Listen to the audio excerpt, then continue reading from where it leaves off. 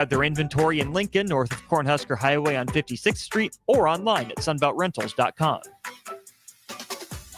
Rosie's Sports Bar and Grill, open for lunch and dinner at 1501 Center Park Road. There's only one place this holiday season to shop for the sports fan in your life and get cash back for slightly used sports items you don't need anymore. Play It Again Sports. Check out their selection of new and used items, including home fitness equipment like treadmills, exercise bikes, and ellipticals, and get your lift with free weights, benches, and racks to add to your home gym. And don't forget, if you have anything slightly used to trade in, they'll give you instant cash. Holiday shopping starts and ends at Play It Again Sports at 48th and Vine. Time for a new heating and cooling system? Get the options, brand, and efficiency that best fits your family and your home. Call Bryant Air Conditioning, Heating, Electrical, and Plumbing. Are you ready for a new opportunity? Check out Sandhills Global. Join a dynamic team where your skills are valued and your career can soar. We offer full-time positions with a 4.5-day work week, competitive pay, excellent benefits, and a positive work environment. From IT and marketing to sales and finance, we're looking for talented individuals just like you. Apply today at sandhills.jobs and take the first step towards an exciting future. That's sandhills.jobs. Don't wait, apply now. On the farm from dawn till dusk, hardworking hands tend to the land, equipment, and the animals. But your hard work deserves a little relaxation too. Visit the Nebraska Ag Expo, December 10th through the 12th at Sandhills Global Event Center in Lincoln. See all the latest ag innovations in livestock and equipment, precision ag, drone, and AI tech, crop inputs, grain storage, and more. Take a break from the daily grind and recharge at the Nebraska Ag Expo. You deserve it. Sponsored in part by Farm Credit Services of America and Ag Direct. Rashawn Jackson here for Bauer Infrastructure, a veteran-owned local company proudly serving Lincoln, Lancaster County, and the surrounding areas. Bauer provides quality work at an affordable price, and they're growing rapidly. If you want to experience a career with a fast-paced, family-friendly environment, visit BauerInfrastructure.com. They have top-of-the-line benefits, year-round work, even through the winter. Bauer, usher in the new era of infrastructure to an area near you. And as always, go Big Red!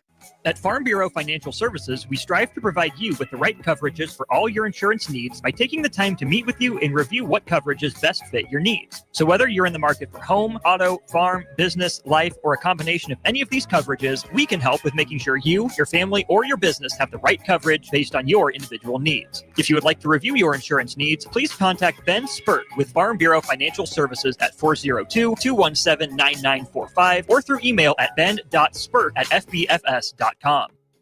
League One Volleyball is coming to Omaha this January. Featuring Olympic medalist Jordan Larson and Justine Wong-Arantes, Love Omaha Volleyball is Omaha's newest pro team. The inaugural season will showcase some of the world's best volleyball players, from medalists to NCAA champions and international superstars, with the action kicking off on January 24th at the Liberty First Credit Union Arena. Visit lovb.com for more information and to purchase tickets. Volleyball is the next major league. Early break. He brings him in and teaches him how to be Santa Claus. So what do you do if like a 16-year-old wants to sit on the lap? What do you do? There's a protocol. Protocol. What do we do? How do we handle it? Not you so stand. Fast. Yeah. This is crazy. I'm going to stand up next to you. Claus would not approve. Right. Bunch of college girls. Right. No. Becomes no.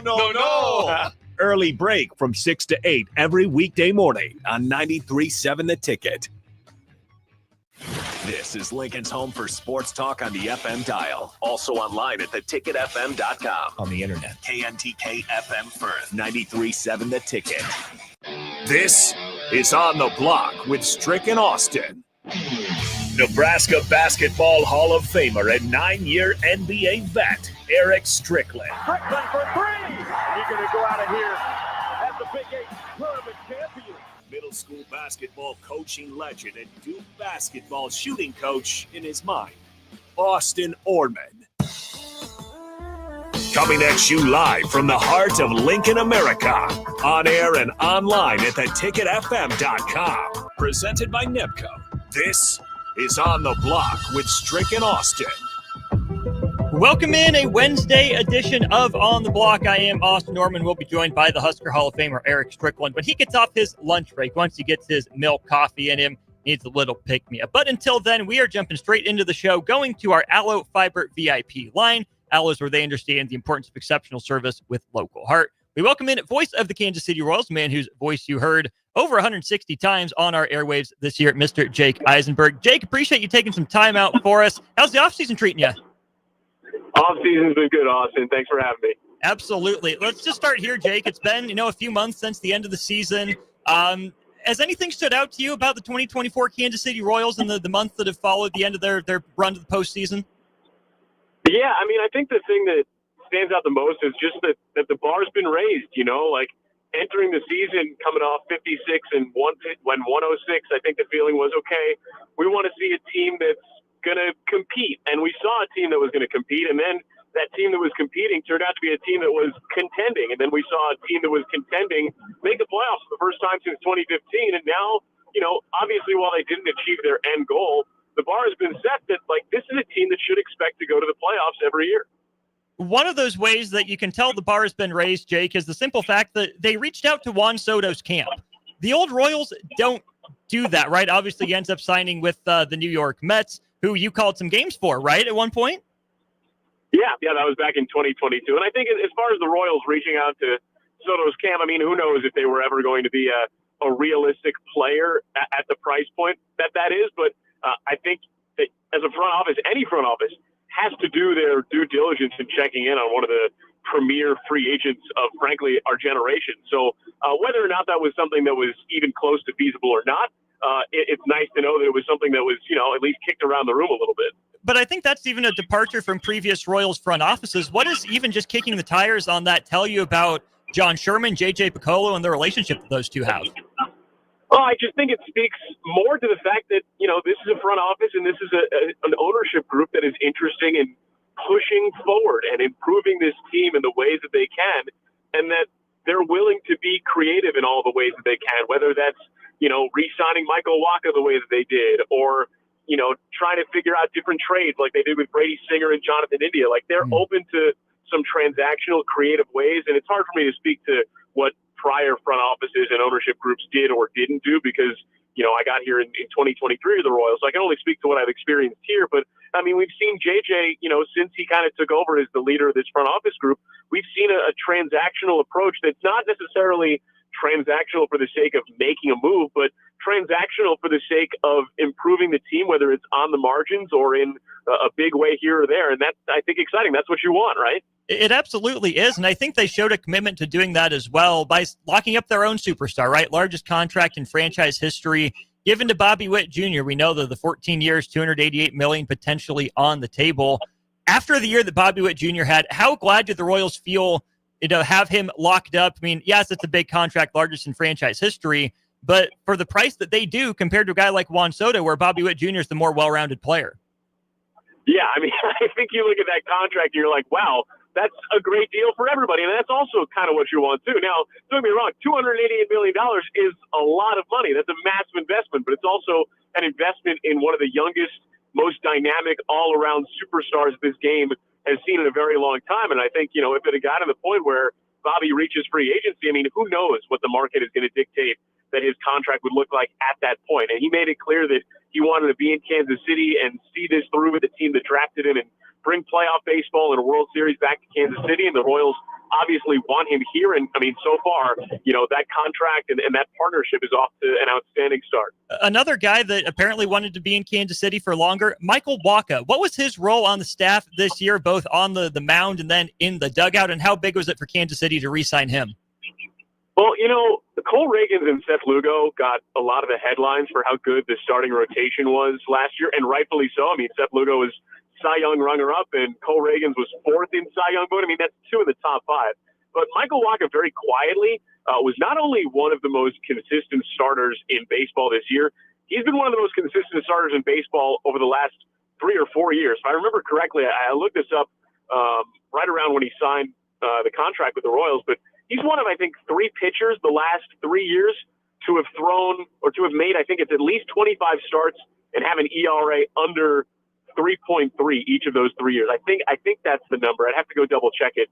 But basically the point is that he's been durable and he's been good and he's been consistent. And that's what you want out of a starter. And the fact that he's going to enter the season as the number 3 starter for this team behind Reagans and Lugo, and you bring back, the core of a pitching staff that really propelled the Royals to the postseason, I think that's only a good thing. And as far as, Waka wanting to be in Kansas City, I mean, you're talking about a guy who, since he reached free agency in 2019, had been with a different team every single year. And so for him to have found a home in Kansas City that, he and his family really enjoyed being a part of it, now for him and his family to have some stability that they haven't had since he became a free agent, I think that's a big deal. And I think that can take you inside the mind of not just a player, but a player as a person too.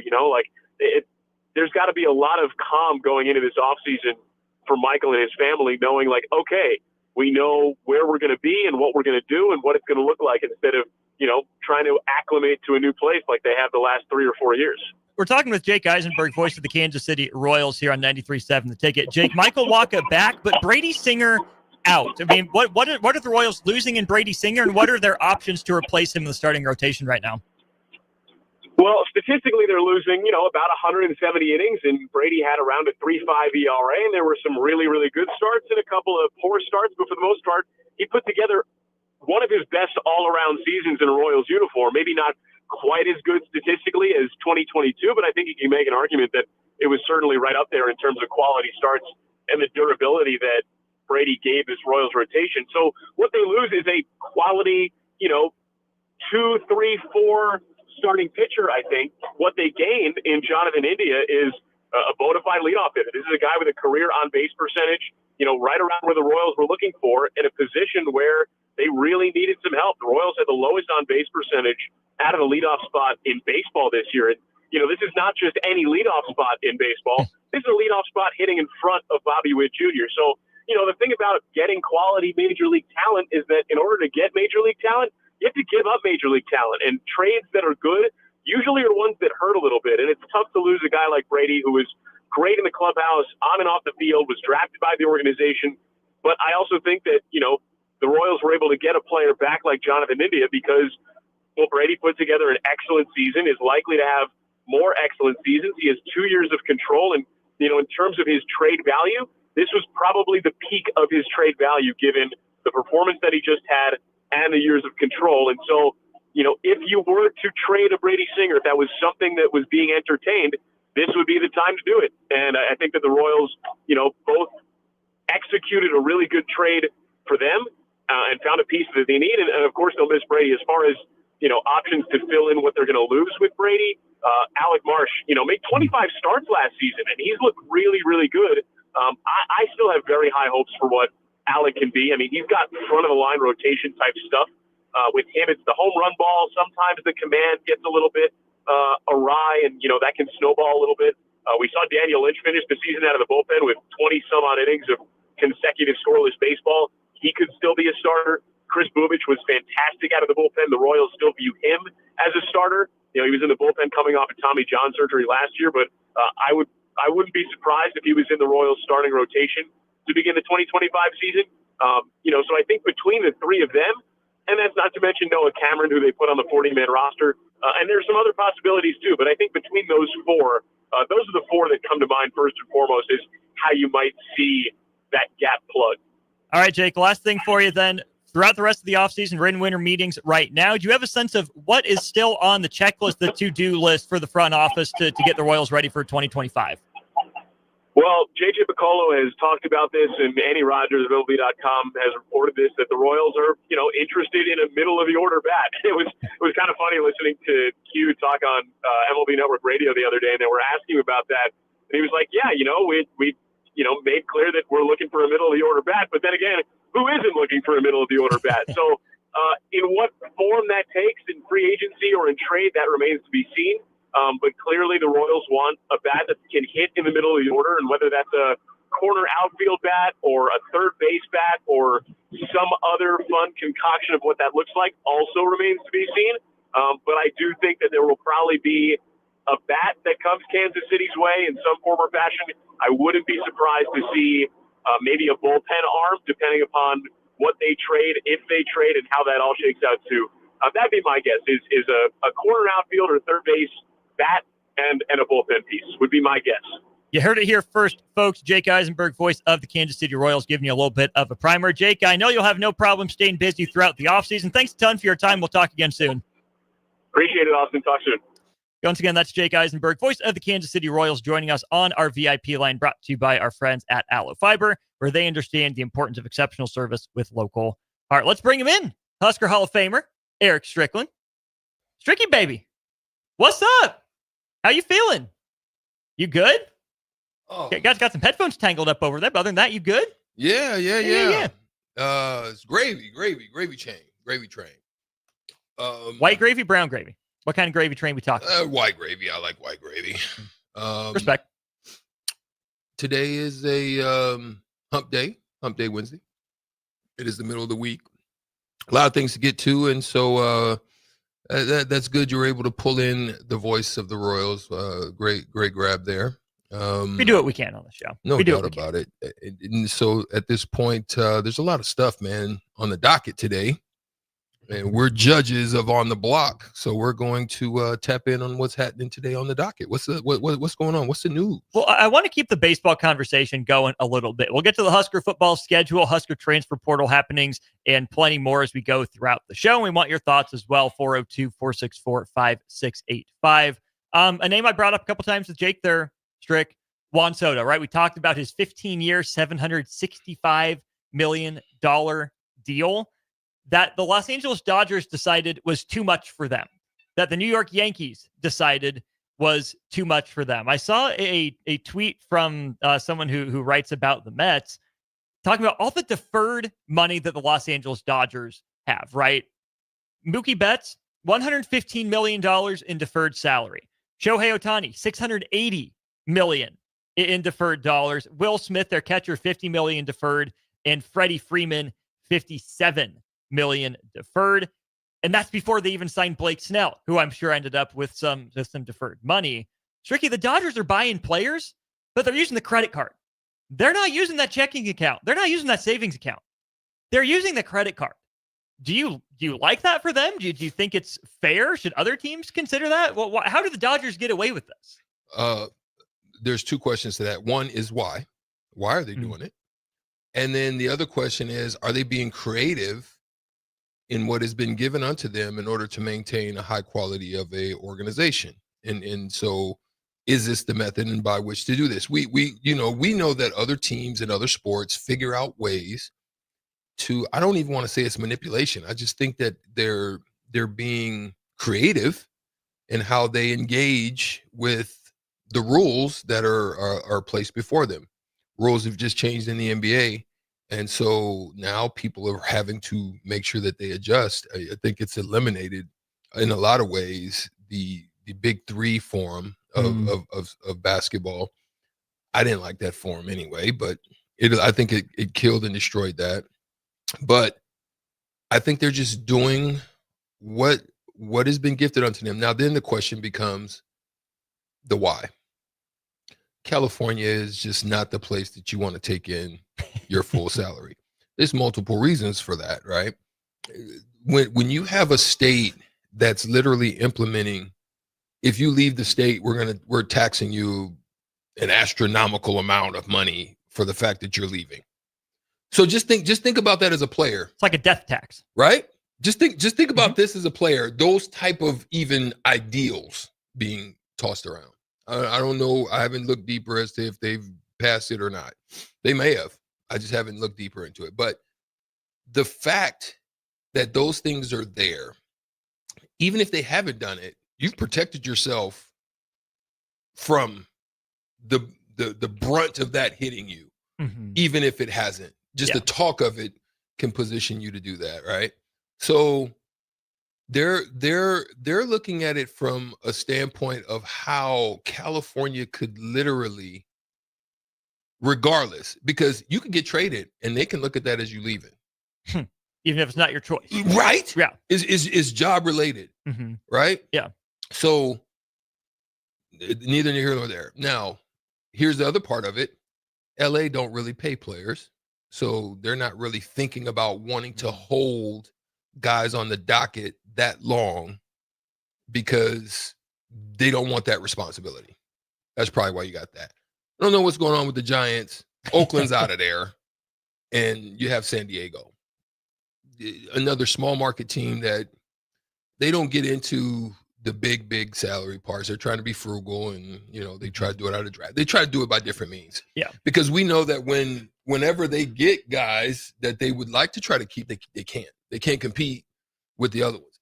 Now, the only other part of where I see this happening is probably in New York. Okay. New York could probably be another one that you may see this come to light. Maybe Chicago, maybe. But I think the White Sox are not. They kind of got away from that. The big super salaries. Cubs may splurge from time to time if they feel that they have a good window. But for the most part, those are the two guys that are sore fighting for salaries. And I just think that LA is just saying, hey, we're going to manipulate this rule until the NBA, the MLB changes it. We're going to operate with it.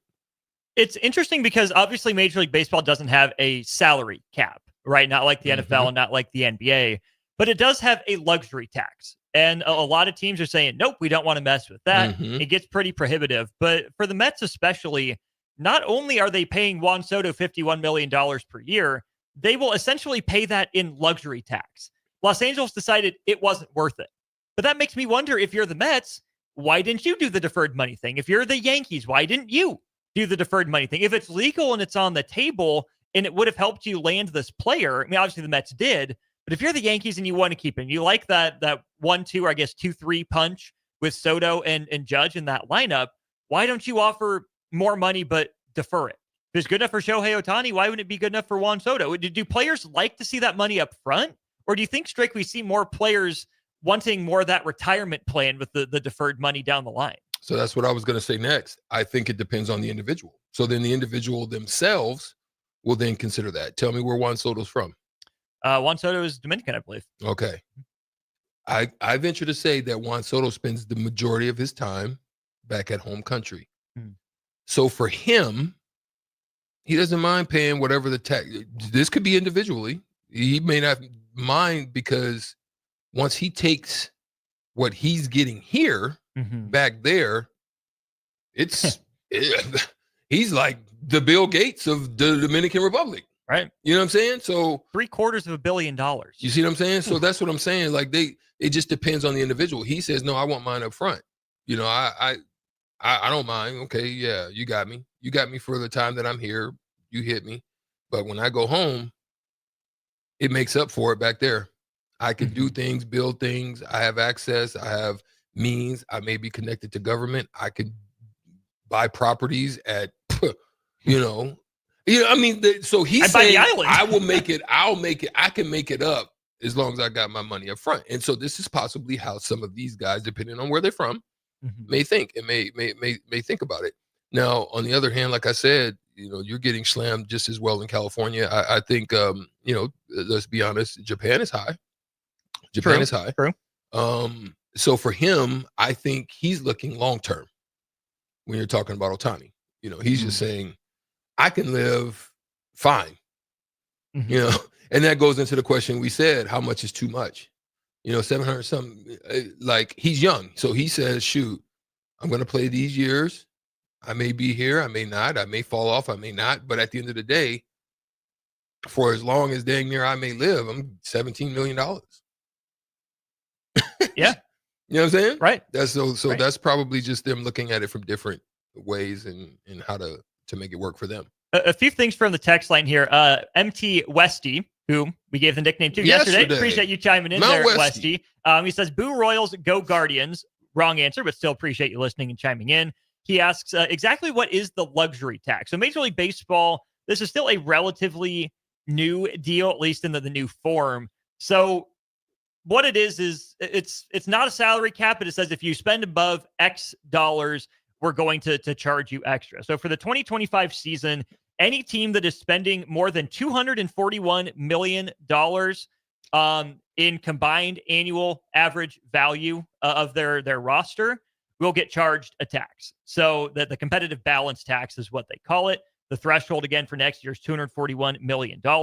If you just exceed it in 2025, but you dip below in 2026, you'll pay 20% of that amount that you will spend total. So if you're over at $250 million, you'll end up spending another $50 million in competitive balance tax. If you stay over the competitive balance tax for 2 years, you pay 30% of the total bill. And if you're in it 3 years or more, you pay 50% of your bill, essentially. Then, if you go above that threshold by $20 million or more, so if you're at $261 million or above, if you're from 261 to 281, you're going to pay a 12% surcharge. From 281 to $301 million, 42.5% for the first year, 45% How for much each is that consecutive over? year. How much was that over? $40 to $60 million over. And then if you're $60 million or more over the $241 million for next year, a 60% surcharge.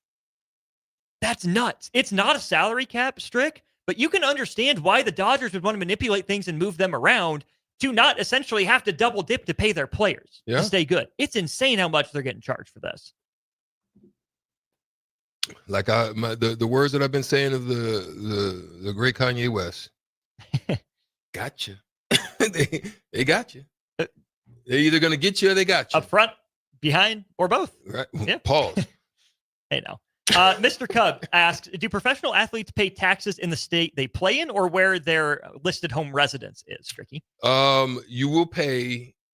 So how many games in? Just give me MLB. There's 162. You play 81 at home, 81 on the road. So it's similar to basketball. So the 81 that they're at home, plus the time that you're there, whatever that time frame is, you pay. Wherever you go and play, you pay taxes for the state. So your tax accountant's got to be versed in dang near all state laws, because when they go play in Cali, they got to pay the time that they're spending in Cali, however much time that is that they're playing. If it's 6 games, 10 games, 20 games, you're paying per time that you play, and you are earn income there. So whatever the total of that income, based on the percentage of that being in your contract, you're paying for that, and so that's across the board. Now, what happens a lot of times, I think it's probably a little different. Maybe in baseball, they may spend a little bit more time in a space. For us in the NBA, if you're in the town, you can leave and avoid the fullness of the tax because you have to be there for, I think, 6 months or something of that nature. Okay. You see what I'm saying? Yeah. So as long you're really only going to pay for the amount of time that you spend there. So as long as you're not living there full time, and you go back home, then you'll revert back to wherever your home base is. Your residence. Yeah.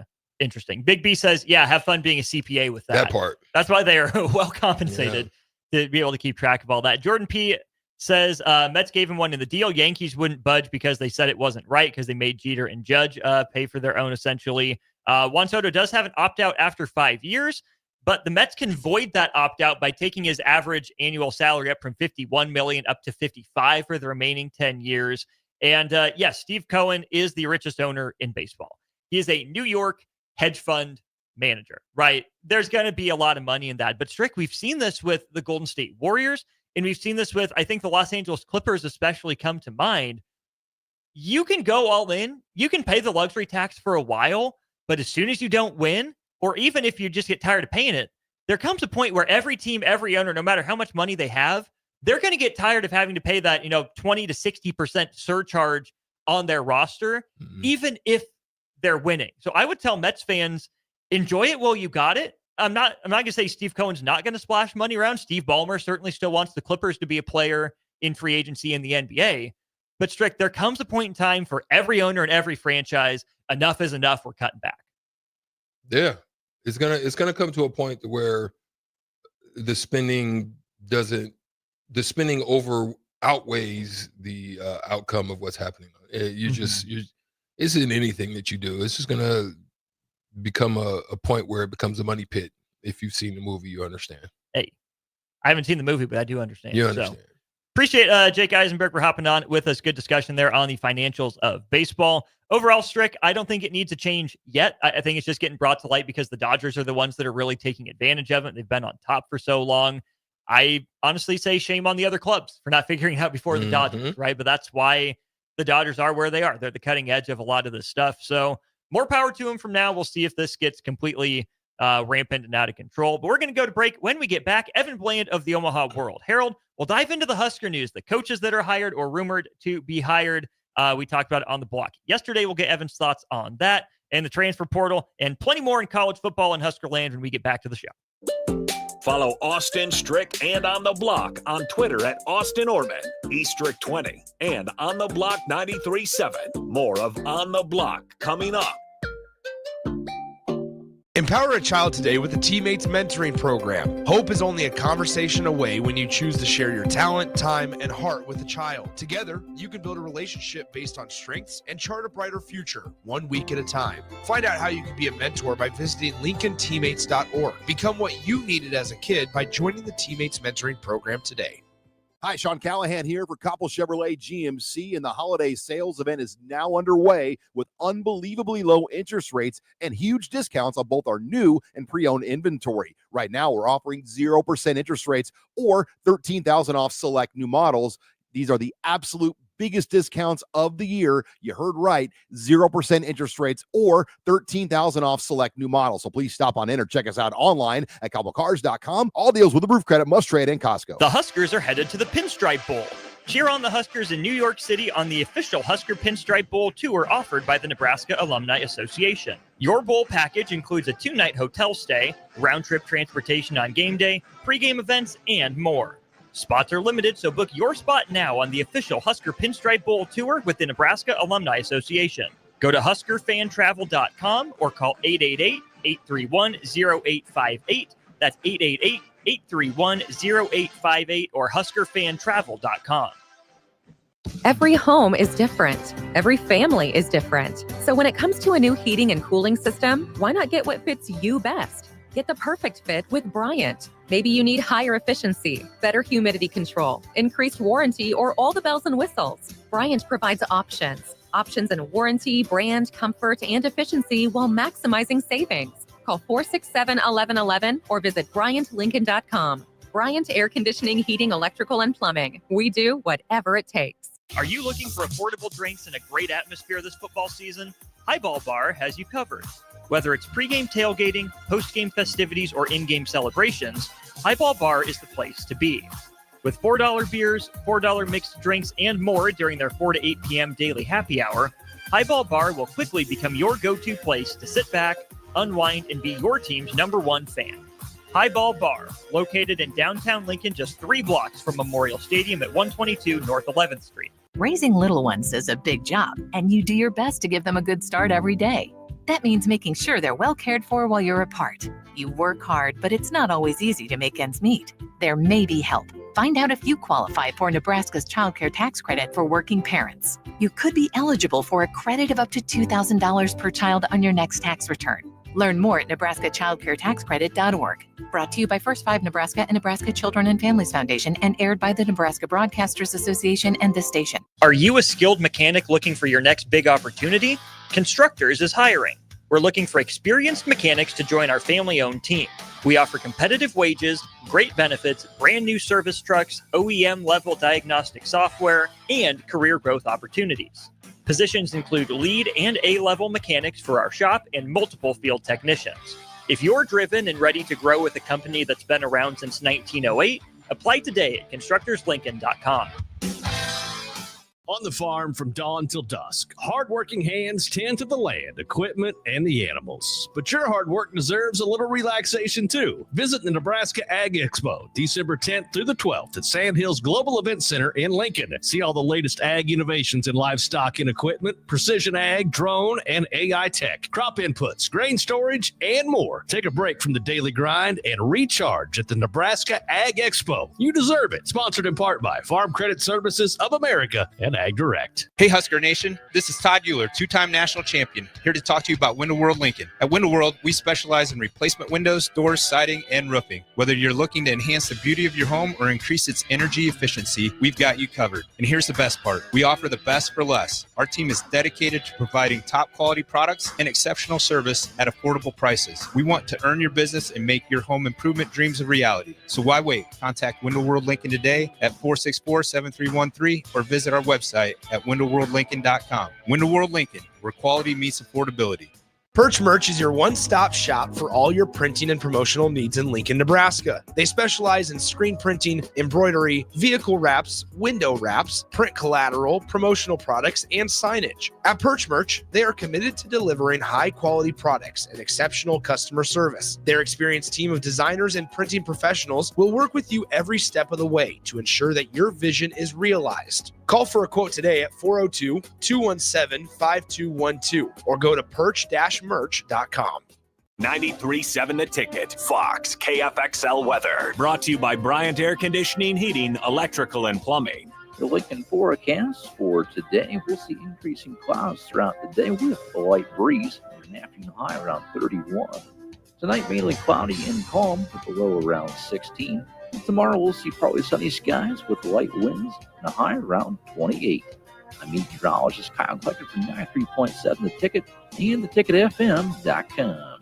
It's game on at Elway Power Sports of Lincoln, Nebraska's premier Kawasaki dealership. Score big on Kawasaki's all-new Ridge lineup. The Ridge XR, Ridge HVAC, and the Ridge Limited, all built to take on your day with a full factory cab, including heat and AC. Stop by Indian Motorcycle of Lincoln today and rule the streets on an Indian motorcycle with customer cash and trade-in credits up to $2,000 during the month of December. Save big on their massive selection of side-by-sides, all-terrain vehicles, motorcycles, and power watercraft on end-of-the-year specials store-wide at their new 27th and I-80 location.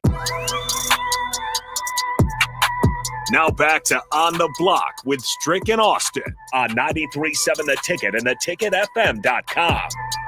This is On the Block, brought to you by Nebco. We go right back to our Allo Fiber VIP line. We welcome in Evan Bland of the Omaha World Herald. Evan, it might have been just about a week ago in terms of actual time, but it's been approximately an eternity in terms of Husker years since you made the trip down to Kansas City. How's your early signing day trip last week?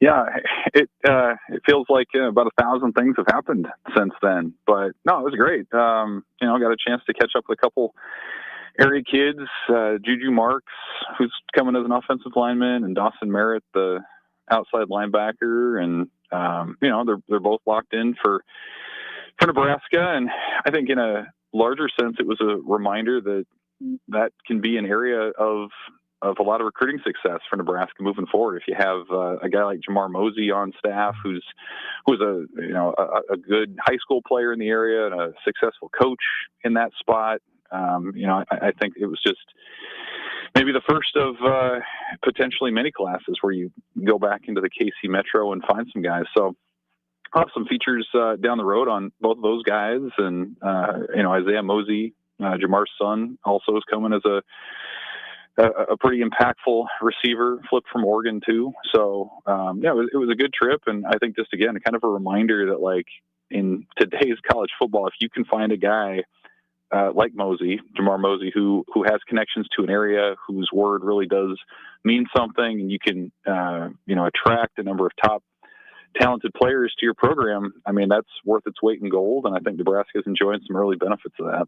Omaha.com. Make sure you get your subscription to the Omaha World Herald so you don't miss those from Evan. Highly recommend it. Another guy with some connections, Phil Simpson, hired/brought back to Nebraska. Plenty of ties to Miami in that area, Evan. Seems like he's been pretty key in keeping that young nucleus of Miami, Florida players around this Nebraska roster. What do you make of his addition to the coaching staff?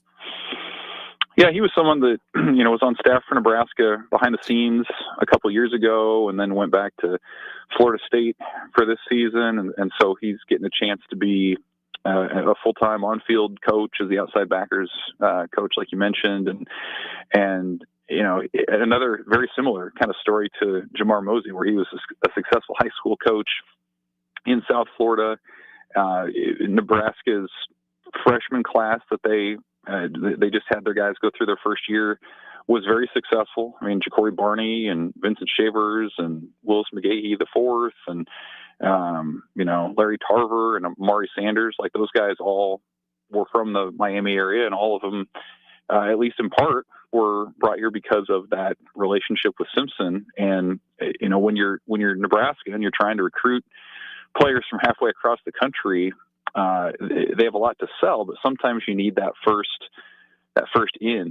guy who can kind of vouch for you and who kind of understands the Miami area in this case, and what those guys are all about. And so he was a huge part of that class. Nebraska almost got shut out from the state of Florida this cycle without him and without Evan Cooper.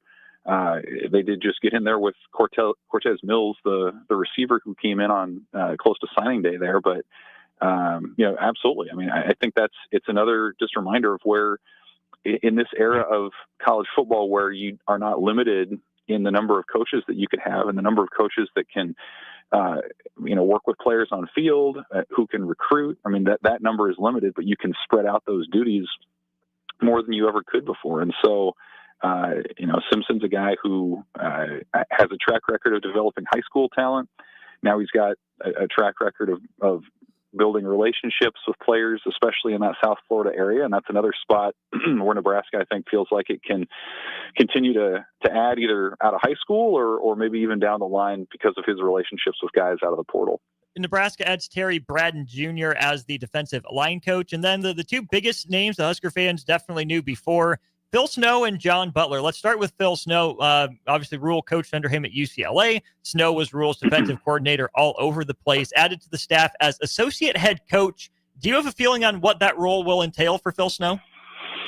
That's going to be something we'll have to ask Matt Rule about on Thursday when he talks publicly.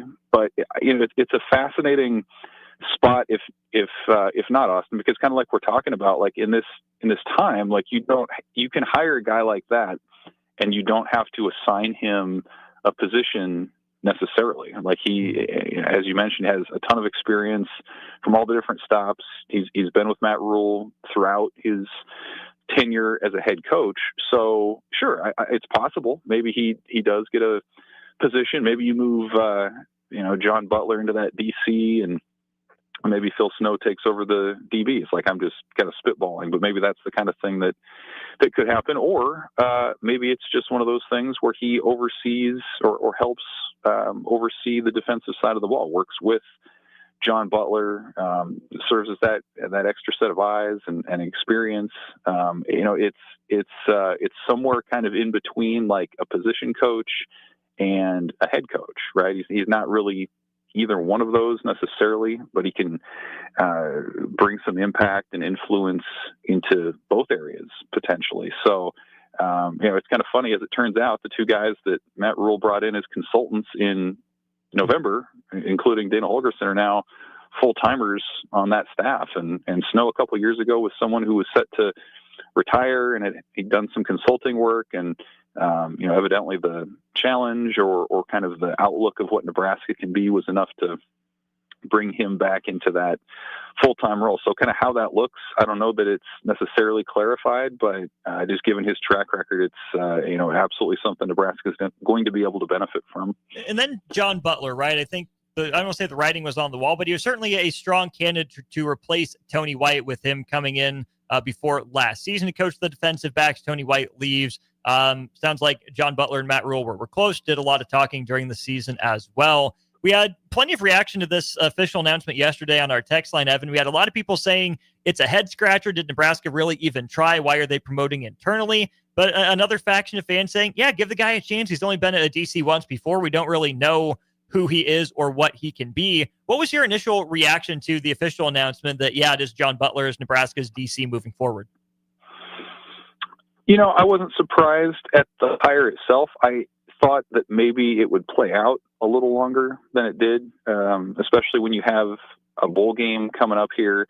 It kind of felt like maybe a natural audition where you could just see what it's like for a few weeks, where he's game planning and moving personnel around, and maybe you get a better sense of how good of a fit that can be. That gives you some time to look around a little bit more nationally. But, clearly what Butler has shown Matt Rule has impressed him enough to where he locked him in. I think other factors would include what Rule said recently about wanting to stay with the 3-3-5, at least in some form. And now John Butler's had a season of doing that with Tony White, and they've had a chance to work through that and to sort of help evolve that. And then also just today you're going to have quicker hires because of the transfer portal. And we've seen, a number of players enter, guys today like Keona Davis come out when there is, this happens after there is clarity at the DC spot and at his position at defensive line.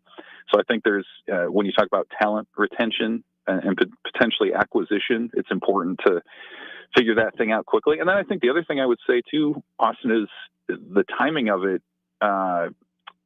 should factor in. Like, you think about his journey to Nebraska, he was a late summer hire, hadn't really been planning on getting into football. But if you would have made that hire, say, a year ago at this time, he was someone who was in the mix to be the defensive coordinator with Buffalo, who had a pretty high stock. He left that franchise on his own terms, looking for something a little bit more in terms of role. And so I think that plays into it too, where if that had been a year ago, I think people maybe would have been a little bit more excited about it. And as it stands, he was with the team this year. The secondary was a little bit up and down. There were injuries, things that went into that.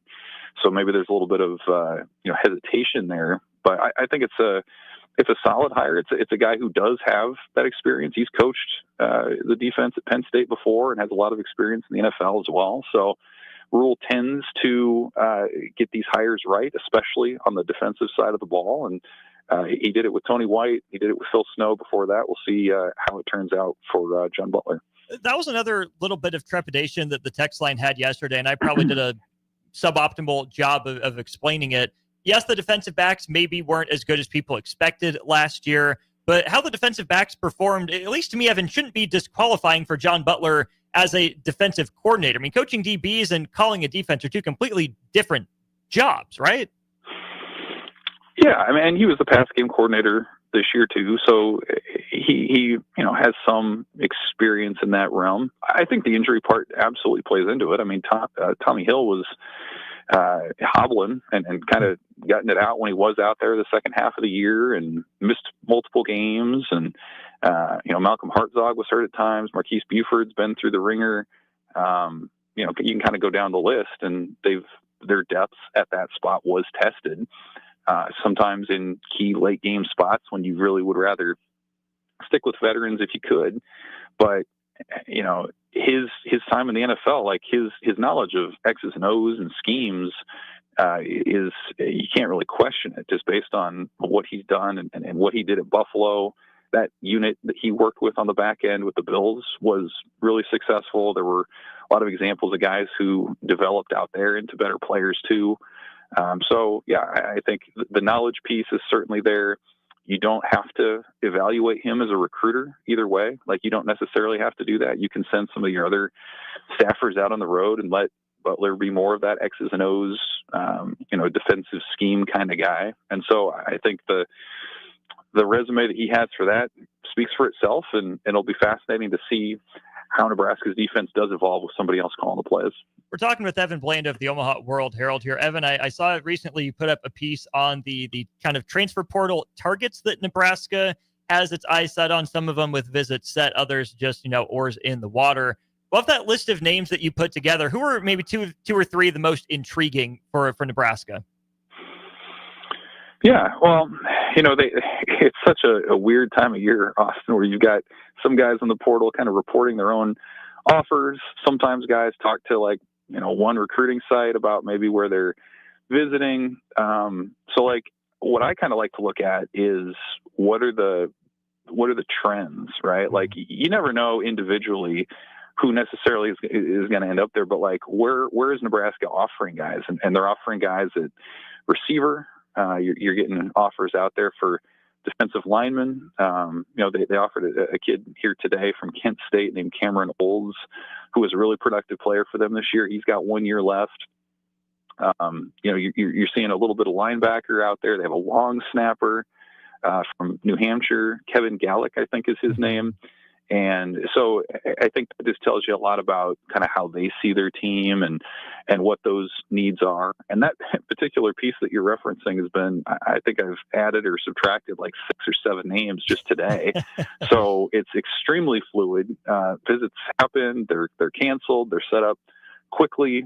This window itself, in terms of entering the portal, is only 20 days long, and we're a few days into it now. So it's kind of this mad dash through bowl season, and they're trying to figure things out. But I think when you think what Dana Holgerson said on their signing day, Joe, last week about bringing 20 or 30 guys to campus and then signing, some of them, they're well on their way to that. We're already with a few guys who are either visiting or set to visit this week, and with other visits to take after that. So typically here in this first week, you see maybe a handful of guys commit to new schools, but more than that, you're seeing a lot of visits taking place, and we'll probably see commitments, at least more of them here in a few weeks. Again, omaha.com, the Omaha World Herald, to find that piece.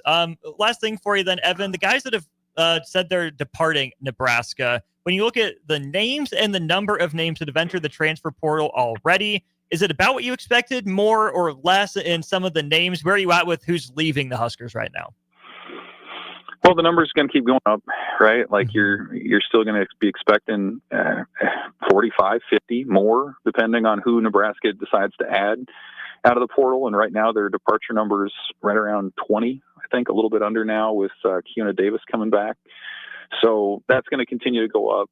This is the window where guys can enter the portal, right? You don't have to commit by December 28th when it closes, but you do have to declare and put yourself out at that point. So that number is going to continue to go up.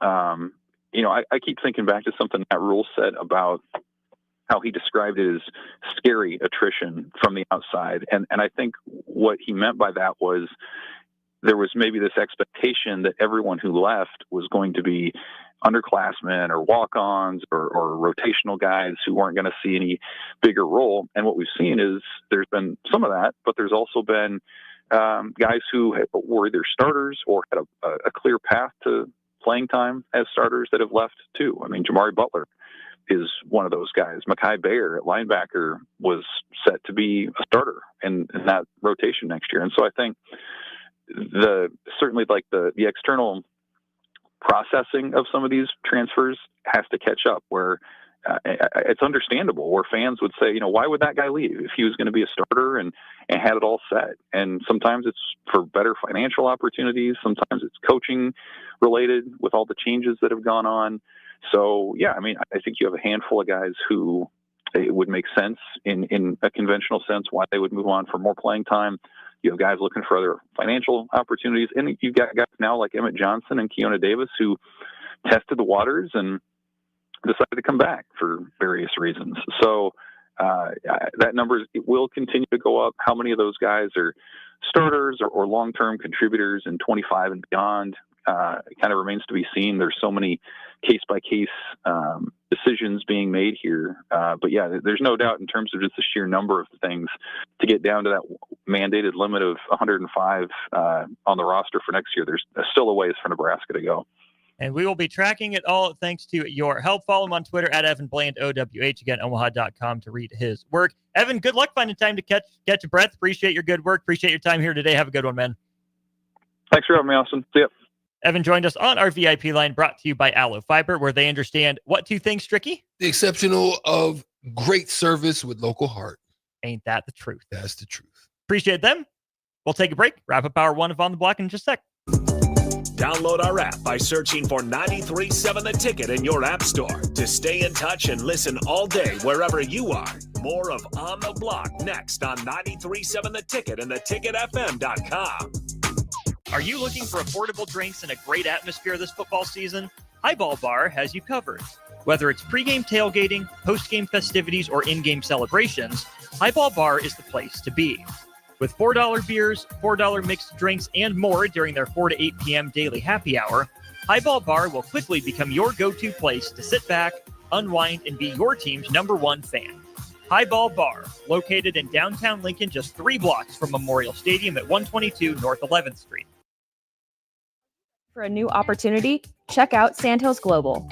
Join a dynamic team where your skills are valued and your career can soar.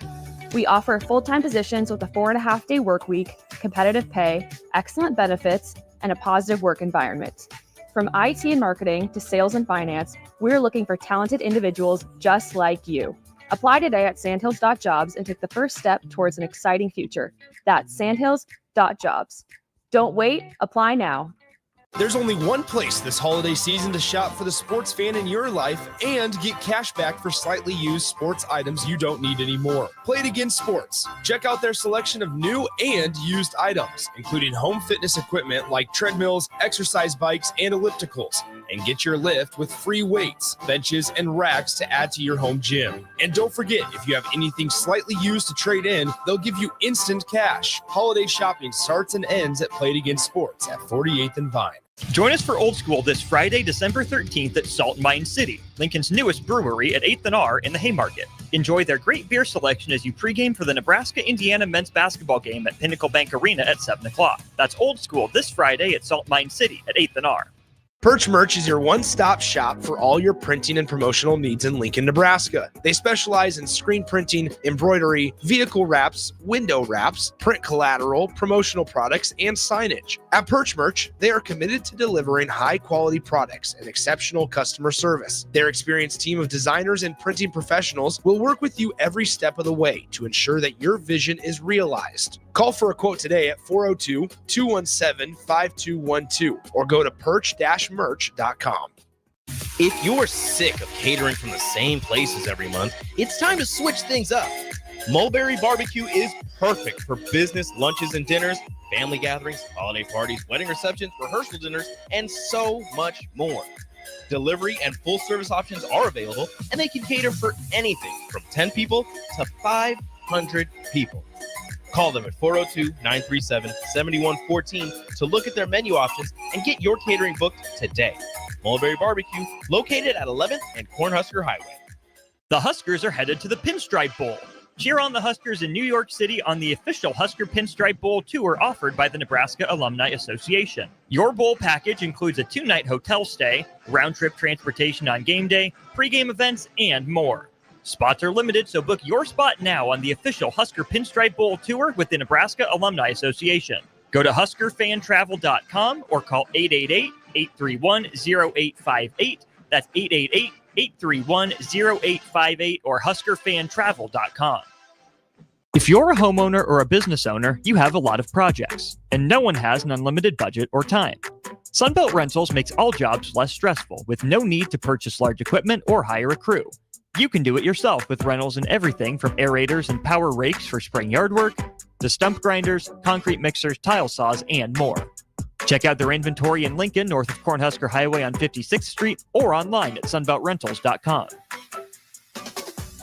It's game on at Elway Power Sports of Lincoln, Nebraska's premier Kawasaki dealership. Score big on Kawasaki's all-new Ridge lineup. The Ridge XR, Ridge HVAC, and the Ridge Limited. All built to take on your day with a full factory cab, including heat and AC. Stop by Indian Motorcycle of Lincoln today and rule the streets on an Indian motorcycle with customer cash and trade-in credits up to $2,000 during the month of December. Save big on their massive selection of side-by-sides, all-terrain vehicles, motorcycles, and power watercraft on end-of-the-year specials store-wide at their new 27th and I-80 location. Raising little ones is a big job, and you do your best to give them a good start every day. That means making sure they're well cared for while you're apart. You work hard, but it's not always easy to make ends meet. There may be help. Find out if you qualify for Nebraska's Child Care Tax Credit for working parents. You could be eligible for a credit of up to $2,000 per child on your next tax return. Learn more at nebraskachildcaretaxcredit.org. Brought to you by First 5 Nebraska and Nebraska Children and Families Foundation and aired by the Nebraska Broadcasters Association and this station. At Midwest Bank, they want to thank all the generous donors who helped make their 2024 Turkey Drive for Schools a success. Thanks to the generosity, they raised enough money to provide 153 families across 6 different schools in Lincoln with a full Thanksgiving meal. With your support, they made Thanksgiving Day for those families a little brighter. They want to wish everyone a Merry Christmas. Your community, your bank. Midwest Bank. Member FDIC. Now back to On the Block with Strick and Austin on 93.7 The Ticket and theticketfm.com. We added another one to the nickname club here during On the Block. It's what we do. It's what we do. If you're texting in and we don't have your name, we can make up a nickname for you. Or come up with one for yourself. We'd love to hear from you. I'm Austin. He's Strick. You're the Blockheads. We appreciate you. We love you. Appreciate Nebco as well for their sponsorship of the show. Stricky, we got some news on a Husker football schedule for 2025. We knew the opponents. Yeah. But here's the rundown of Nebraska's schedule. Non-conference will start off with a neutral site game against Cincinnati. At one point, it was supposed to be at Lucas Oil Stadium, home of my beloved and incredibly mid-Indianapolis Colts. Sounds like that game is in the process of getting moved to Arrowhead Stadium down in Kansas City. That certainly favors Nebraska in terms of proximity. Then you get Akron and Houston Christian to round out the non-con. Strick, the conference opener, comes at home for Nebraska against Michigan. Yeah. How about that? That's going to be a beautiful one. That's going to be a wild one, I think. I think we were surprised in some ways. Some of us maybe thought that Michigan would be down a little bit further than where they were. I think they were able to overcome. Shout out to them. Landed a great recruiting class. Mm-hmm. You just don't ever know with how the youth is going to perform for you, who's next up, what you're going to do in the trend. It's a lot different these times, right? You kind of look at rosters and see what's coming back, see who's coming, in. You may get a transfer or two, so it does it really move the needle that much? This depends, right? But now you have to wait. Yeah. Like you can't even really have the discussion or the debate about it because you don't know what their team's going to look like. I mean, just think about with Miami, right? You were looking at Miami as looking like they were going to be on a roller coaster ride at Six Flags. That's how, they rose up. Cristobal was looking funny in a minute. They fall out. A lot of it's quarterback related. You land a great quarterback, got some good transfers, and boom, you find yourself making a run at getting into the playoffs. Come up short, but you get in. And so we just don't know these days. We really, truly don't. So 4 games for Nebraska. Then the first bye week, you get a week off to clean up for Michigan's little brother. Michigan State comes to town to kick off October. Nebraska then has back-to-back road trips. Huskers will go out to College Park, Maryland on October 11th before going to the Twin Cities road game at Minnesota, a team Nebraska didn't see this year. Then they come back home for back-to-back games against Northwestern and USC. So a return trip from the Trojans after Nebraska's one-possession loss out there. Then to end this 6-game stretch, Nebraska will head out to UCLA. Maybe Nebraska and USC share a charter. No, I'm kidding. To play UCLA in early November. Second bye week of the year, Strick, comes between a road game at UCLA and a road game at Penn State on November 22nd before the annual Black Friday game against Iowa. Like you said, too early to judge, but I think a couple things stand out. Michigan for the home opener, the 2 bye weeks, which is becoming more and more normal.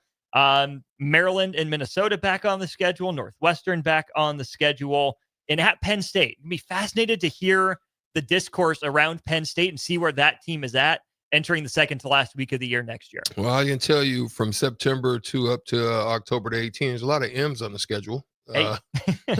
So hopefully you can turn those M's and invert them and make them W's. We'll see how that rolls. But it does seem again, Strick, like there's that runway, right? Make your hay early. Let me just be honest. Nebraska got off to a really, really rough and tumble start, and they were given harsh schedules when they got to the Big Ten. Early in the Big Ten, right? Mm-hmm. They've skated over the last 3 to 4 years. Like they've avoided the gauntlet, right? For the most part. Like you're potentially catching Michigan at a vulnerable state. You had chances to beat them at their peak. Yeah. Mm-hmm. Came up short. Mm-hmm. If you get better, you have a chance at home early in the Big Ten to get off to a great start, gain great confidence for your team. You're playing a bit big brother, little brother, back to back.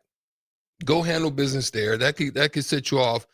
Your road games aren't crazy. Maryland's in topsy-turvy. They don't have an identity right now. But they're that kind of team that all of a sudden they spring up in one year and then you're like, wait a minute, what happened? And that's possible. So you've got to be careful. And then Minnesota, you just don't know. We'll see. Yeah, you just don't know. I mean, 1 week they come to play, 1 week they don't. 1 week they come to play, 1 week you just don't know with them. And then you do wrong in that Minnesota Northwestern and catch you slipping. I mean, they're just going to come play. They're going to play hard. I think the culture is not necessarily the same, but I think it's built on a pretty good foundation of just playing hard, and they know who they are. They know who they are. I mean, they're just gonna come and give effort. You gotta get some revenge on California.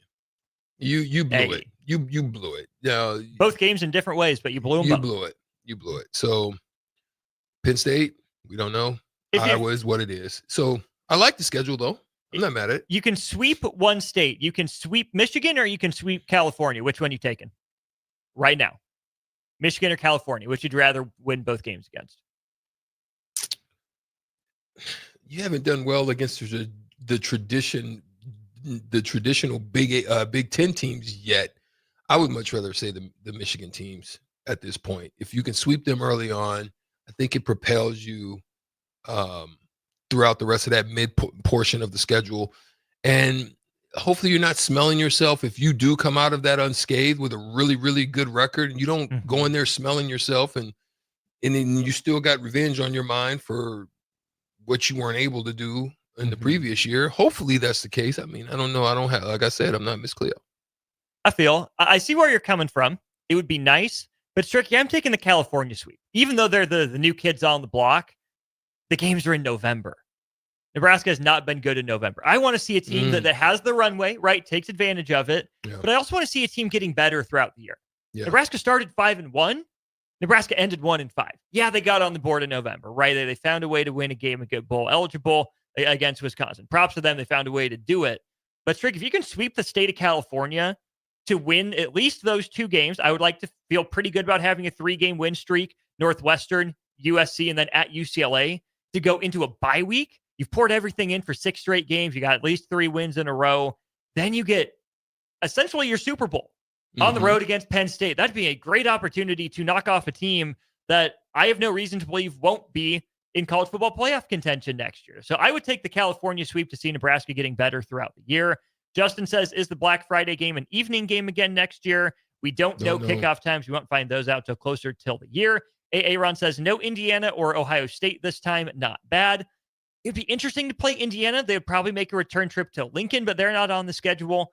No Ohio State, you never hate to see. No Oregon is interesting. Still no Washington. I'm a little bit bummed about, but Nebraska's getting the California teams before they get the Pacific Northwest teams. And that's around birthday time. So true. Oh, Stricky jetting out.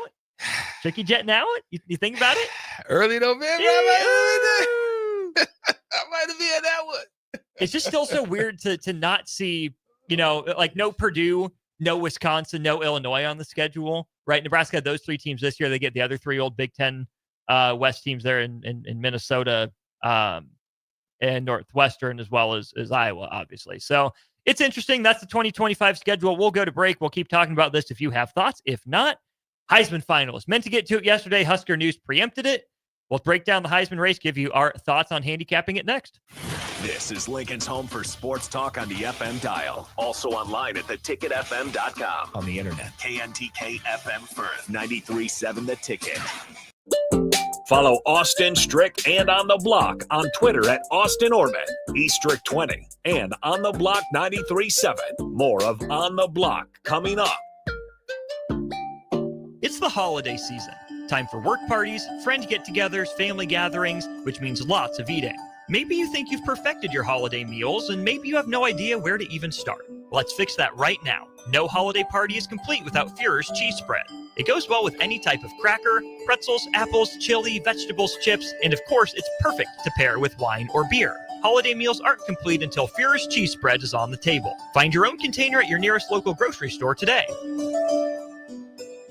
At Anderson Ford, we offer a 5-day return or exchange policy, so you can make sure the vehicle you choose is the best vehicle for you. No pressure. Right now, lease a 2024 Ford F-150 for $395 per month. Experience better at Anderson Ford. Stock number 1003769, $395 per month, lease for 36 months with approved credit, 7,500 miles per year, $5,250 to signing, no security deposit required. Tax, title, and license fees extra. Residency restrictions apply. Program subject to change. Must take new retail delivery from Anderson Auto Group by 11/30/24. See delivery details. Rico here with HIS Auto Care at 70th and Van Dorn, letting you know HIS is a great place to bring your vehicle for service. With superior service bumper to bumper, we'll treat your vehicle like it's your mother's. It doesn't get any better than that. So call 402-488-8934 and HIS Auto will make you glad you did. 5% off, mention this ad, and for sure your mother will be proud you called. 402-488-8934, HIS Auto Care, 70th and Van Dorn. God bless you. Are you looking to upgrade or improve the garage door on your home? This is Cameron Hall of Doors Plus. At Doors Plus, we guarantee to offer a wide selection of options from 5 leading garage door manufacturers as we deliver a free estimate, exact measurements, and rapid installation with a 3 to 5 week time frame. When you choose Doors Plus for your residential garage door needs, you'll work with our experienced technicians and be ensured that your new door seamlessly complements your home. Give us a call at 402-590-5800 or visit us online at doorsplusllc.com. Doors Plus, garage doors and more. Wall to Wall Wine and Spirits is your place in North Lincoln to go for all your needs in wine, spirits, and beer. They also have a large variety of cigars in their walk-in humidor, and they have a top-notch walk-in, temperature-controlled, high-end wine bar. Plus, you can enjoy free samples from their tasting bar. There's only one place to go for all your needs for wine, beer, spirits, and cigars. Wall to Wall Wine and Spirits on North 27th Street in Lincoln.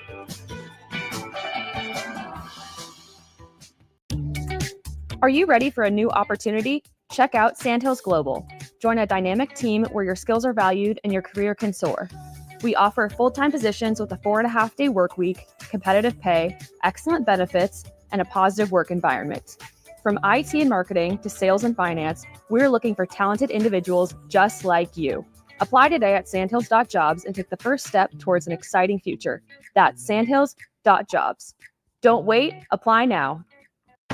Attention all wing fans! Buffalo Wings and Rings has daily specials that will make you want to stop in on all days of the week. Kids eat free on Mondays, and on Tuesdays, enjoy 89-cent boneless or traditional wings at a price that makes the whole family happy. And come back on Wednesdays for $1.29 chicken tenders all day long. Get to Wings and Rings today at 68th and O or in Williamsburg Village. The Body Lab, located at 14th and Yankee Hill, is Lincoln's premier physical therapy and recovery lab. The Body Lab offers trigger point dry needling, cupping therapy, joint manipulation, and so much more. Looking to relax and relieve stress after a long day or difficult workout? The Body Lab's recovery lab is the ideal spot. Featuring infrared sauna, a cold plunge tub, or if you're just looking for enough space to stretch out and reset your mind. Learn more about memberships and schedule your service today at thebodylablnk.com or visit the Body Lab in person at 14th and Yankee Hill Road.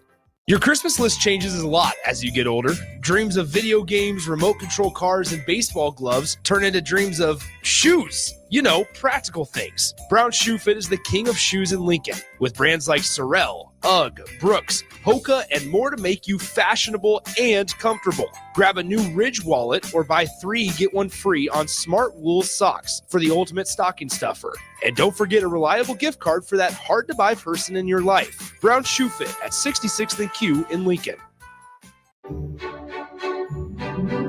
At Midwest Bank, they want to thank all the generous donors who helped make their 2024 Turkey Drive for Schools a success.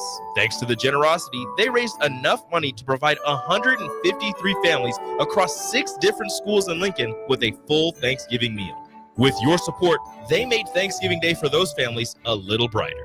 They want to wish everyone a Merry Christmas. Your community, your bank. Midwest Bank. Member FDIC. If you're a homeowner or a business owner, you have a lot of projects, and no one has an unlimited budget or time. Sunbelt Rentals makes all jobs less stressful with no need to purchase large equipment or hire a crew.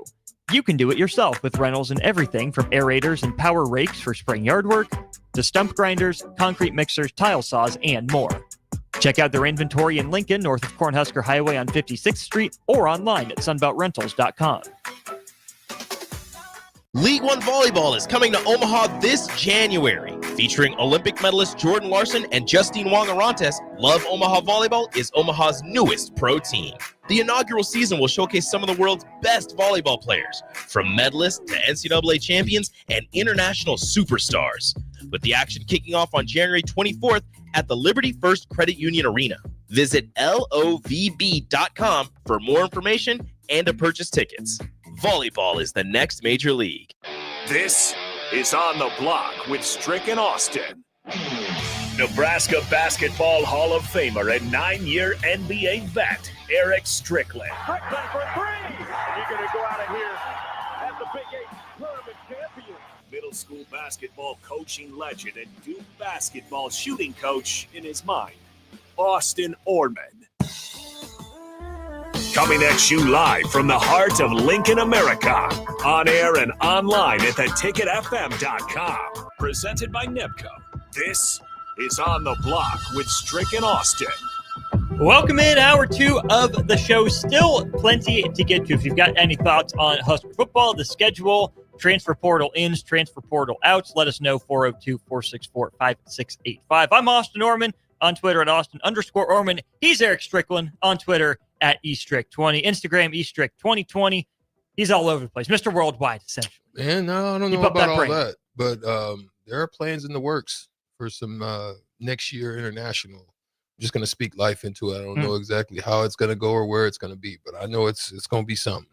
It's You're missing that Thailand golf trip again, aren't you? Man, that was a beautiful one. Yeah, that was a great time. It's going to be somewhere different, definitely, no doubt about it. I just don't know exactly how it's going to go down, but I'm just the collective voices and the collective minds here on the block, all the blockheads come together and just keep the snow away until late February. Let's just do that. Not a white Christmas? No. We good. Why not? I don't care. Didn't say snow okay, you in. can. It's just white Christmas. All good. I ain't gonna be here anyway, so we good on that. There's snow on the ground today. Love it for you. I'll be out of here anyway, so it can come as much as it wants to come. Pause. We gonna anyway. What we got going, my boy? It's a track meet going on in the Heisman. It is. Mm-hmm. We want to thank NEBCO for their sponsorship of the show. They're looking for mechanics for their constructors brand. If you are a mechanic or you know one, send them to nebcoinc.com or constructorslincoln.com. They're also looking for CDL drivers for ready mixed concrete. Check them out, readymixedconcrete.com. They will pay for your CDL training as well. $2,500 hiring bonus. Great stuff going on at NEBCO. Like Strick said, great stuff going on in the Heisman race. Text line, let's hear it. Let's get your breakdown. 402-464-5685. YouTube comments, Twitter comments, Facebook comments. Give us your vote. We find out the winner on Saturday. Who do you have winning the Heisman? Who do you think wins? Who do you think should win? Let's start there, Stricky. Who do you think should win the Heisman? Okay, so what you have going on here is you have like a perfect storm of all facets of the game that at some point in time in the history of college football has played a significant part of the shifts and the swings and the ebbs and the flows of the voting, the way that the voting has come down for the Heisman. Mm-hmm. I'm going to see if you're following me. There was in the early stages of the Heisman, you can see wing backs, your Johnny Rodgers types, your running backs, your Marcus Allens, your, just all the types of running backs. Mm-hmm. Archie Griffins. Right? Eddie Georges and fraudulent Heisman. Yeah, I mean, but you've seen it. It seemed like it was a running back. It seemed like it was a running back. Award. LaDainian Tomlinson didn't win it. Not him. No, I'm Ron sorry. Dane, Barry did. Barry got it. Right? I believe so. So you've got all these running backs. Mm-hmm. Then you saw a shift to quarterbacks. Very rare wide receivers, but a few in this late system have kind of come around. So you've got a duel of that. You've got a running back that is peaking at the one of the best records to ever be close to breaking. Yeah. And then you have 2 quarterbacks. But here's the other part that I didn't tell you about. It's the winning quarterback. It ain't even the best quarterback. No. It's the one that wins the most. The one that can show it from week to week. Mm-hmm. And it doesn't even have to be stat driven. That's where you got Dylan Gabriel. Yeah. You got Genty. You've got the dual part of, I mean, you found a couple of, but one of the other duels to do it was who? Charles Woodson. Right? Mm-hmm. So you've got that factor in there. It's like a little sliver of each of those pieces throughout the course of time that is now here. I think there's a disservice that has been done, though. What's that disservice, Stricky? Cam Ward pops in there numbers-wise, so you get that for the numbers as far as the quarterback. Mm-hmm. But there's one with a better number that I thought has got left off. And he got left off because of what has happened in other forums. He won the Defensive Player of the Year, so he can't win this. Or he's won that award, so we'll give this one to somebody else just to spread it. When either it doesn't matter. He was the one that should take all of them, right? Mm-hmm. I'm not saying split, but I'm just telling you, we've seen those situations where a player has dominated a specific position or a specific area, whether it be best offensive player, best running back, and he should have swept them all. And they don't, because they give it to somebody else just because they don't want them to have all of the. Yeah. Now, who is that? You saying there's a player like that this year? I'm saying I think Shador got left off.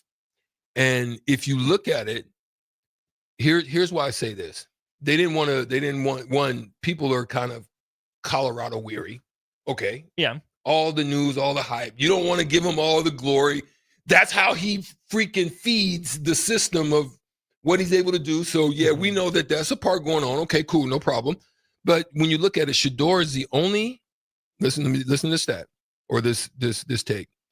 Shador is the only FBS player in the top 5 for completion percentage. He's first, 74.2%. Completions a game, he's second, 28.1. Passing TDs, he's second, 35. Passing yards per game, he's third at 327.2. And in passing efficiency also, he's fifth.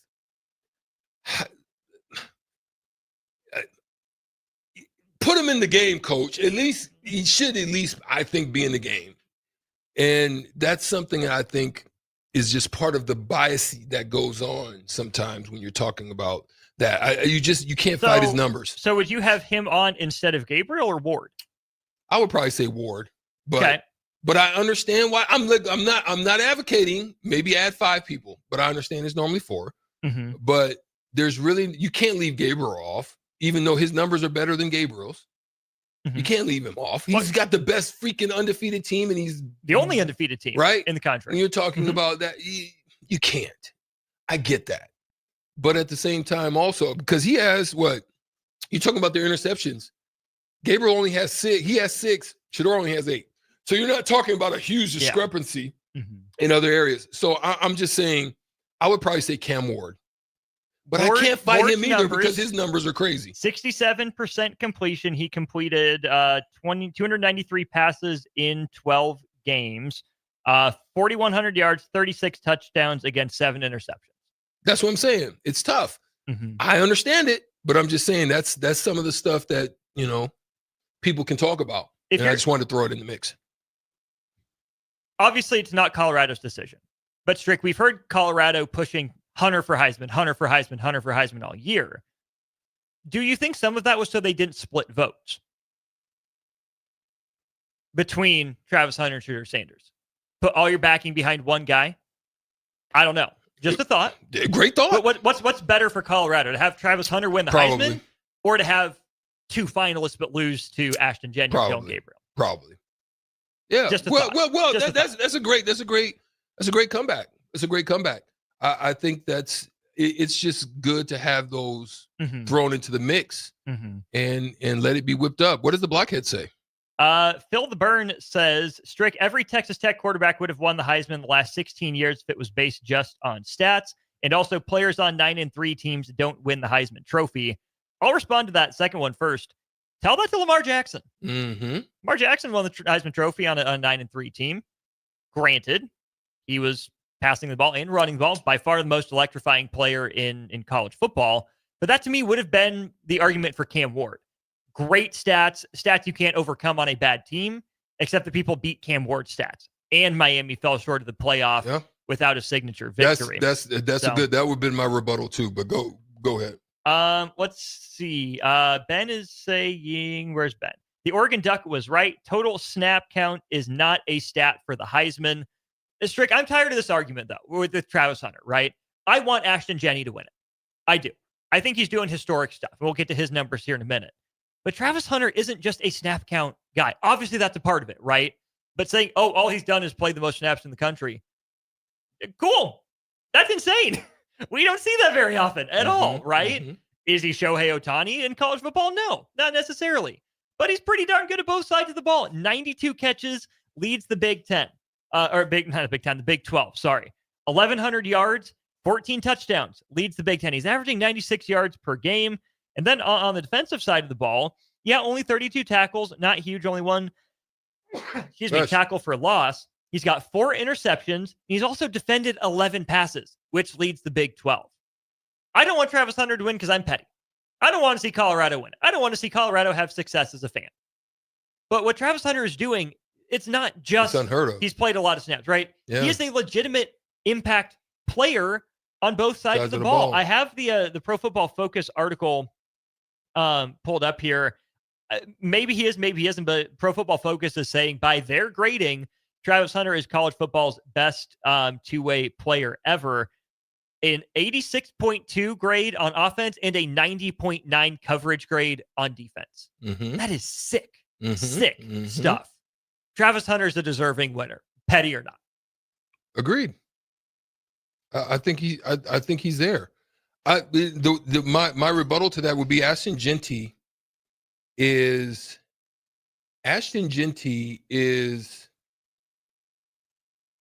when you look at that individual. Here's why I would also look at an advocate for that. But the dual aspect of excellence with the way that he played makes it a strong case for Hunter. But my pushback would be in a game where schemes matter, every freaking week he's getting the ball and you still can't stop it. Yeah. That's a scary thing. When he is getting, and he's done it not just against he's done it against good teams too. Yeah. That man's getting the ball and you still can't do nothing about it. And that in a pass heavy game, that's a part that I just say, hey, you know what, that's next level. His lowest yards per carry in a game this year was against UNLV the first time, 33 carries, 128 yards. But Boise State wins that game. He sees UNLV again, 32 for 209.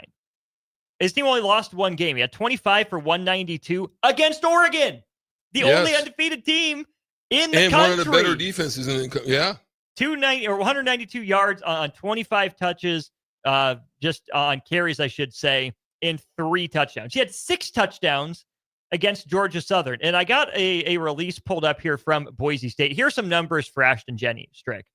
2,497 rushing yards, 4th most in FBS history. And I'm going to add this part here. The man has also sat out somewhere between 6 and 8 quarters this year because of blowouts. Imagine if he gets the ball at his normal workload for another game and a half, at least. He's blown Barry Sanders' record out of the water.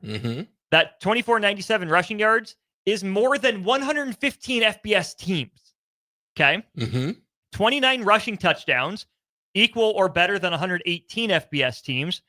344 carries at 7.3 yards per carry. If you take out his longest carry of every game, he still averages 5 yards a carry. You can take out his longest carry, his longest touchdown of every game. He's still averaging 5 yards per carry. Leads the nation in all-purpose yards, total touchdowns, points scored. highest ever Pro Football Focus rushing grade of all time at 97.5, at least dating back to the college football playoff era. Of his 2,497 yards, 1,889 of them have come after contact. Ashton Jenney, after contact, has more rushing yards than the second leading rusher in college football. Okay, that's kind of nuts. It set an FBS single season record for that stat. 144 missed tackles forced, most in the country. He's run against a box of 7 or more defenders on 266 out of his 344 carries, and he's averaging 7 yards per carry and 25 touchdowns against the 7-man or heavier box. 105 yards per first half, 103 yards per second half. Gone over 100 yards in 17 of the 24 halves he's played. 5 rushing touchdowns of 70 yards or more, tying LaDainian Tomlinson. He has more rushes of 20 yards than he has rushes for a loss. 24 runs of 20 yards or greater, only been tackled for a loss 23 times all year. 12 rushes of 50 plus, 10 of 60 plus, both more than any team in the country. A third of his touches have gone for a first down. A third of his touches have gone for a first down. Strick, we don't see this. That's what I'm saying. That's where my rebuttal comes in for. You know, it's crazy numbers, and I to be honest, it's gonna go a few ways, because you're gonna have people that don't like Colorado, they don't like that whole situation, and they'll avoid that vote just on that. Then some people will genuinely and honestly see what Genty has done. I don't think Cam Ward has a shot at it.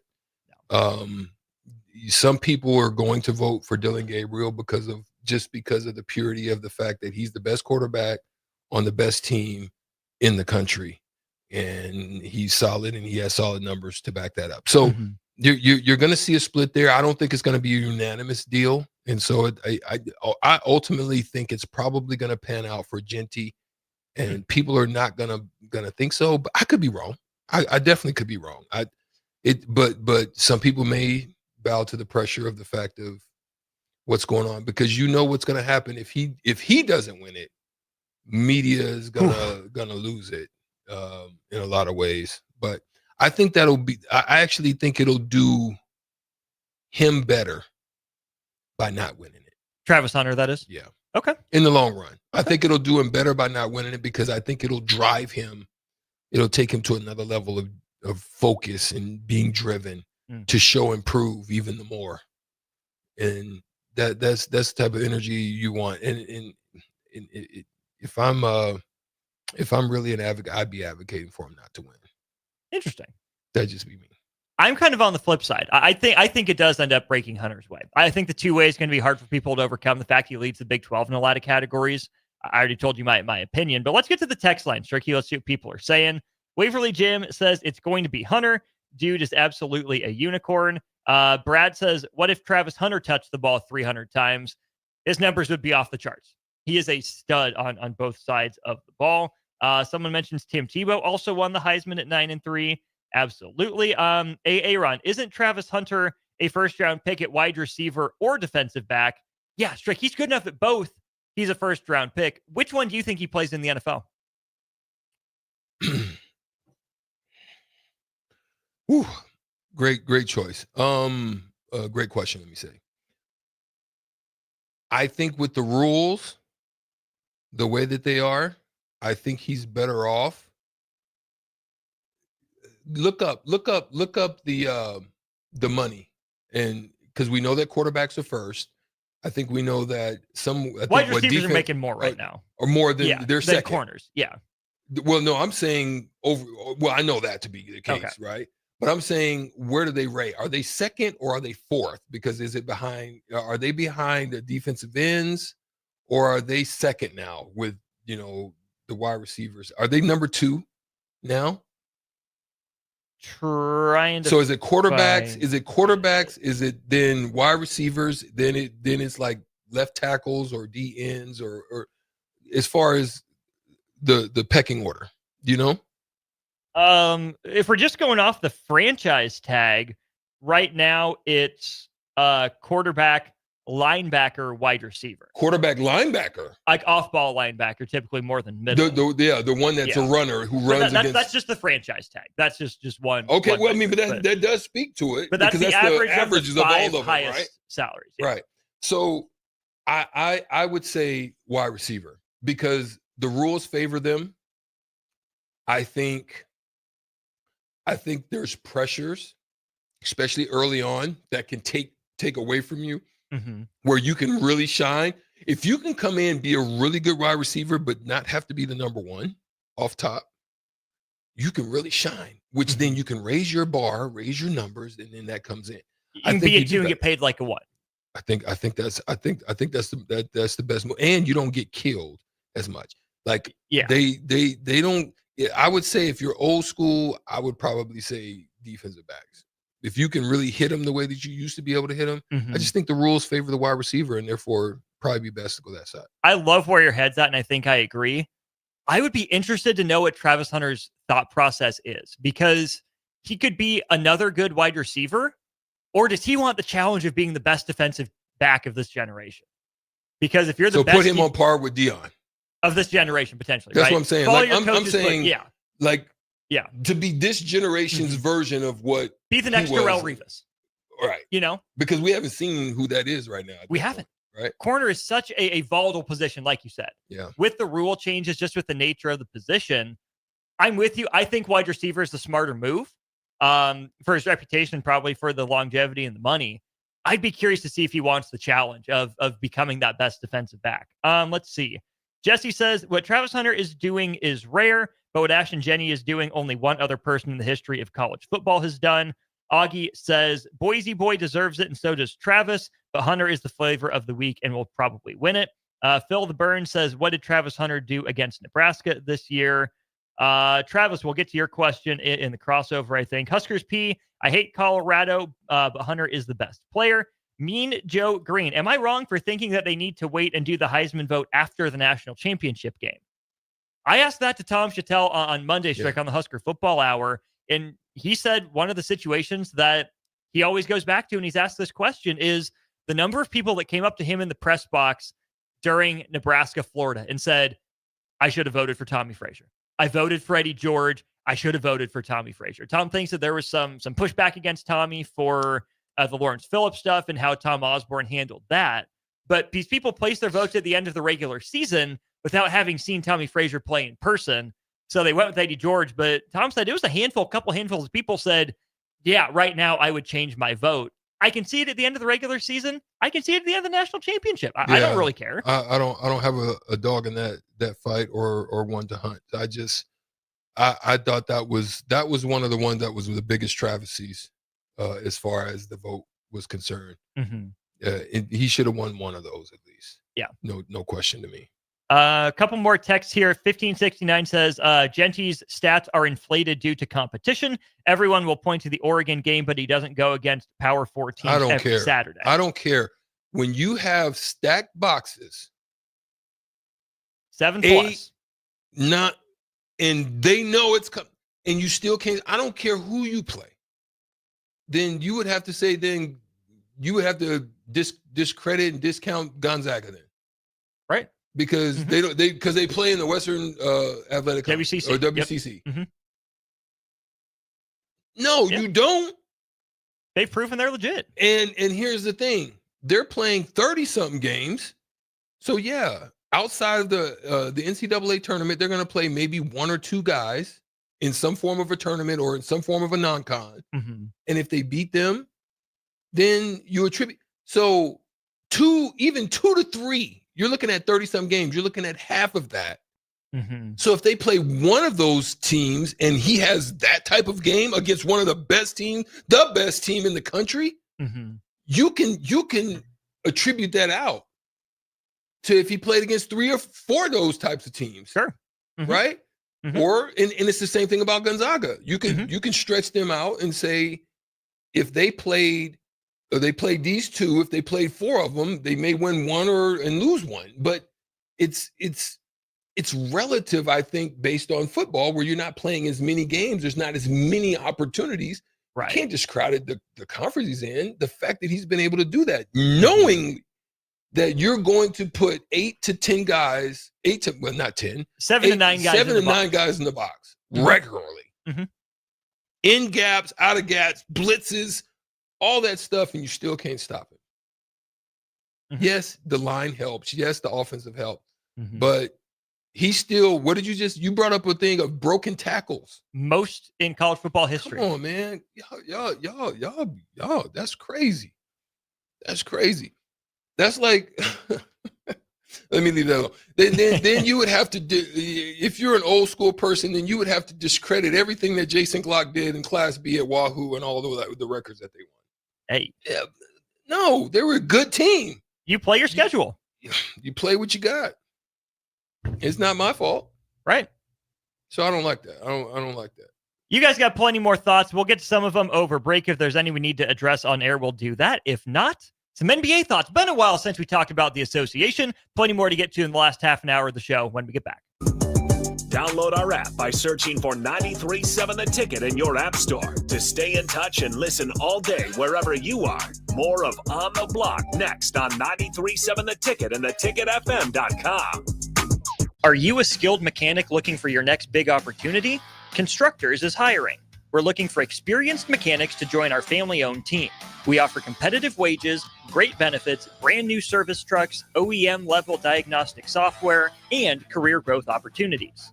Positions include lead and A-level mechanics for our shop and multiple field technicians. If you're driven and ready to grow with a company that's been around since 1908, apply today at constructorslincoln.com. Perch Merch is your one-stop shop for all your printing and promotional needs in Lincoln, Nebraska. They specialize in screen printing, embroidery, vehicle wraps, window wraps, print collateral, promotional products, and signage. At Perch Merch, they are committed to delivering high-quality products and exceptional customer service. Their experienced team of designers and printing professionals will work with you every step of the way to ensure that your vision is realized. Call for a quote today at 402-217-5212 or go to perch-merch.com. Every home is different. Every family is different. So when it comes to a new heating and cooling system, why not get what fits you best? Get the perfect fit with Bryant. Maybe you need higher efficiency, better humidity control, increased warranty, or all the bells and whistles. Bryant provides options in warranty, brand, comfort, and efficiency while maximizing savings. Call 467-1111 or visit BryantLincoln.com. Bryant Air Conditioning, Heating, Electrical, and Plumbing. We do whatever it takes. Your Christmas list changes a lot as you get older. Dreams of video games, remote control cars, and baseball gloves turn into dreams of shoes. You know, practical things. Brown Shoe Fit is the king of shoes in Lincoln, with brands like Sorel, UGG, Brooks, Hoka, and more to make you fashionable and comfortable. Grab a new Ridge wallet or buy 3, get 1 free on smart wool socks for the ultimate stocking stuffer. And don't forget a reliable gift card for that hard-to-buy person in your life. Brown Shoe Fit at 66th and Q in Lincoln. Rico here with HIS Auto Care at 70th and Van Dorn, letting you know HIS is a great place to bring your vehicle for service. With superior service bumper to bumper, we'll treat your vehicle like it's your mother's. It doesn't get any better than that. So call 402-488-8934 and HIS Auto will make you glad you did. 5% off, mention this ad, and for sure your mother will be proud you called. 402-488-8934, HIS Auto Care, 70th and Van Dorn. God bless you. League One Volleyball is coming to Omaha this January. Featuring Olympic medalist Jordan Larson and Justine Wong-Arantes, Love Omaha Volleyball is Omaha's newest pro team. The inaugural season will showcase some of the world's best volleyball players, from medalists to NCAA champions and international superstars. With the action kicking off on January 24th at the Liberty First Credit Union Arena. Visit LOVB.com for more information and to purchase tickets.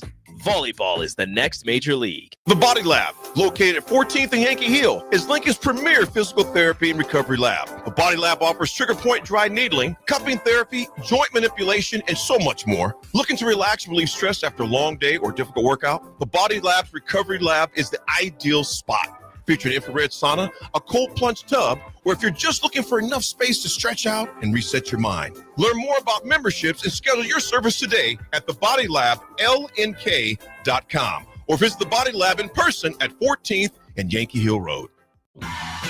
Wall to Wall Wine and Spirits is your place in North Lincoln to go for all your needs in wine, spirits, and beer. They also have a large variety of cigars in their walk-in humidor, and they have a top-notch walk-in, temperature-controlled, high-end wine bar. Plus, you can enjoy free samples from their tasting bar. There's only one place to go for all your needs for wine, beer, spirits, and cigars. Wall to Wall Wine and Spirits on North 27th Street in Lincoln. The Huskers are headed to the Pinstripe Bowl. Cheer on the Huskers in New York City on the official Husker Pinstripe Bowl tour offered by the Nebraska Alumni Association. Your bowl package includes a 2-night hotel stay, round-trip transportation on game day, pregame events, and more. Spots are limited, so book your spot now on the official Husker Pinstripe Bowl tour with the Nebraska Alumni Association. Go to huskerfantravel.com or call 888-831-0858. That's 888-831-0858 or huskerfantravel.com.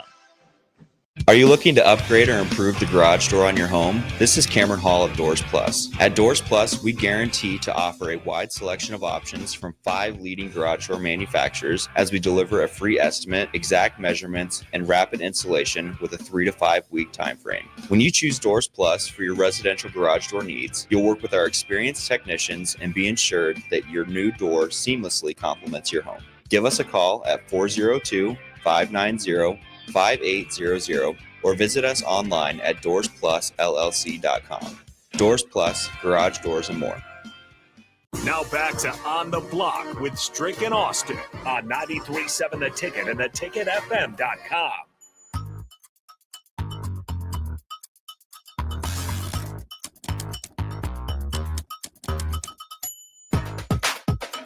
This just in, the text line has opinions that we appreciate. You guys are on a roll. Austin Strick with you for another 20 minutes or so, talking some Heisman Trophy. Let's just jump right back to the text line, brought to you by Sartor Heeman Jewelers, 402-464. Does there a caller? Does someone want to call in? Like, is there something on your mind? We're gonna leave it open. This segment's gonna be for you. All right, go ahead, Austin. Gorilla Bear, the Heisman is for the most outstanding football player. That's Travis Hunter. Ben, is the NFL going to tolerate Travis Hunter making business decisions like he did against Dante Dowdell? Who, me? Yeah. Is he gonna say that again? Will the NFL tolerate Travis Hunter making business decisions like he did against Dante Dowdell? Not trying to tackle him at the goal line on the touchdown run. If you go and ask, Deion didn't like to tackle that much either.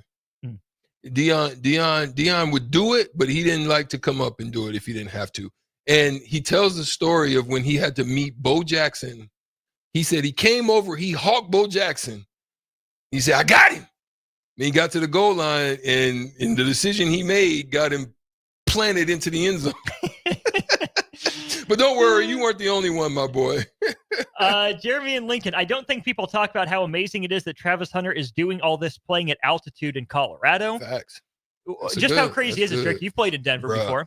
Bruh, oxygen. I need oxygen, my boy. Like, I needed oxygen to not just, like you needed to breathe, so you could breathe. This is in college and the NBA. I needed oxygen.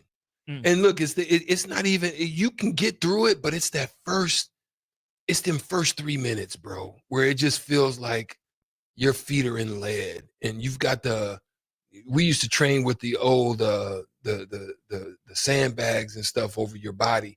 That's what it felt like. You felt like you were just weighted down. There's nothing you can do about it. You just, as much as you're trying, you just can't get it done. Jay has mentioned before too, the first little bit is fine. Then you lose your breath. You're like, this stinks until you get your second wind back. Yeah. That's what he's always said. 35-78. Genty was taken out early in a lot of games. My opinion is he should win. Old Dad at 34. I can't stand Colorado because of their fans, but their kid should win it. 61-02. If we're complaining about strength of schedule for Genty, who did Colorado and Hunter play that's so much better?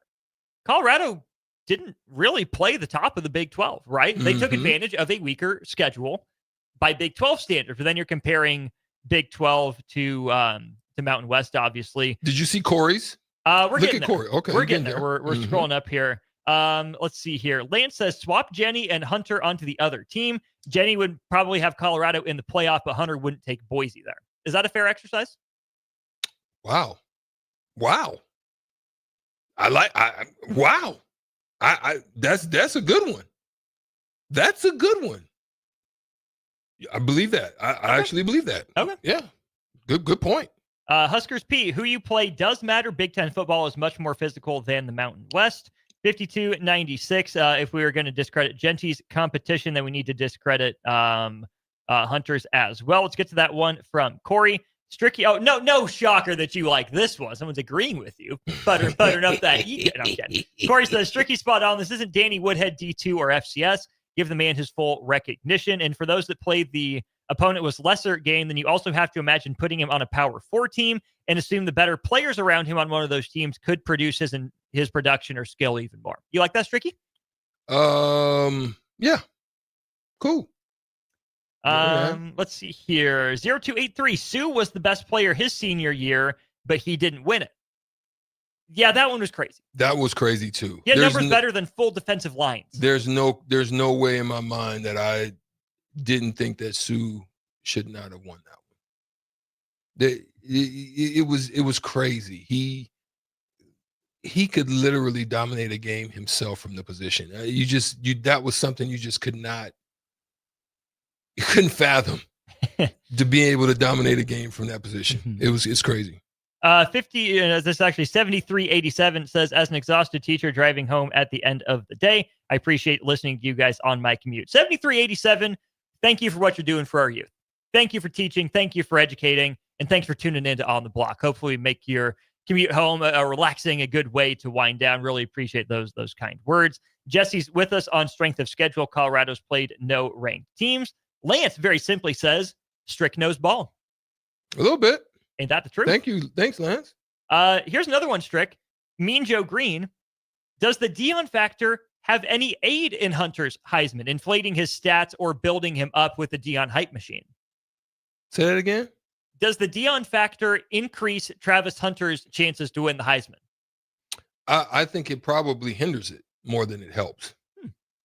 I really do. Okay. I think it hinders it at this point. I think they're seeing a shift. I think they're seeing a shift that if you look at the political landscape that people sometimes don't see because you find yourself stuck in these bubbles, right? Mm-hmm.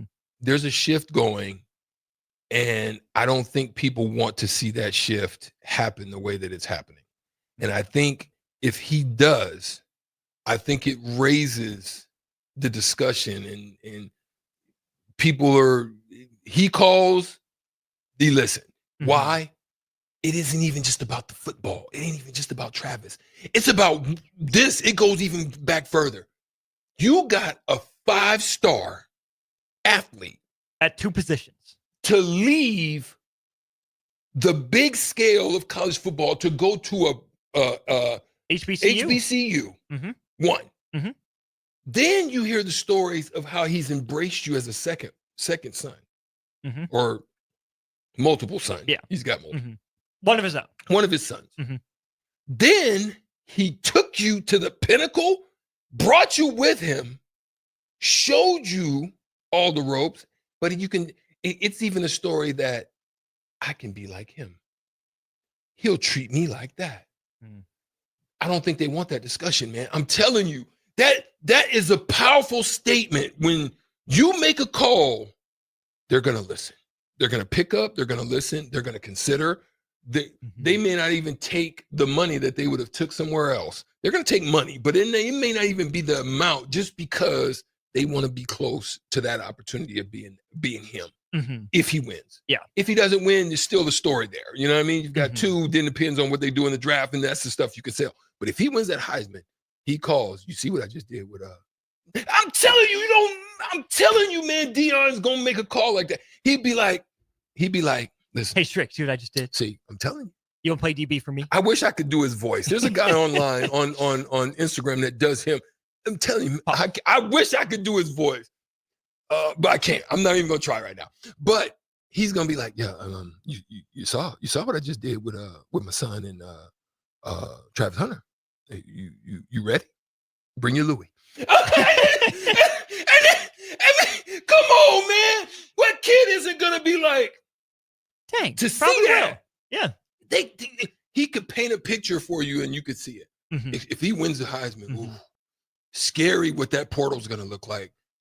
And you already know he'll hit people with the axe.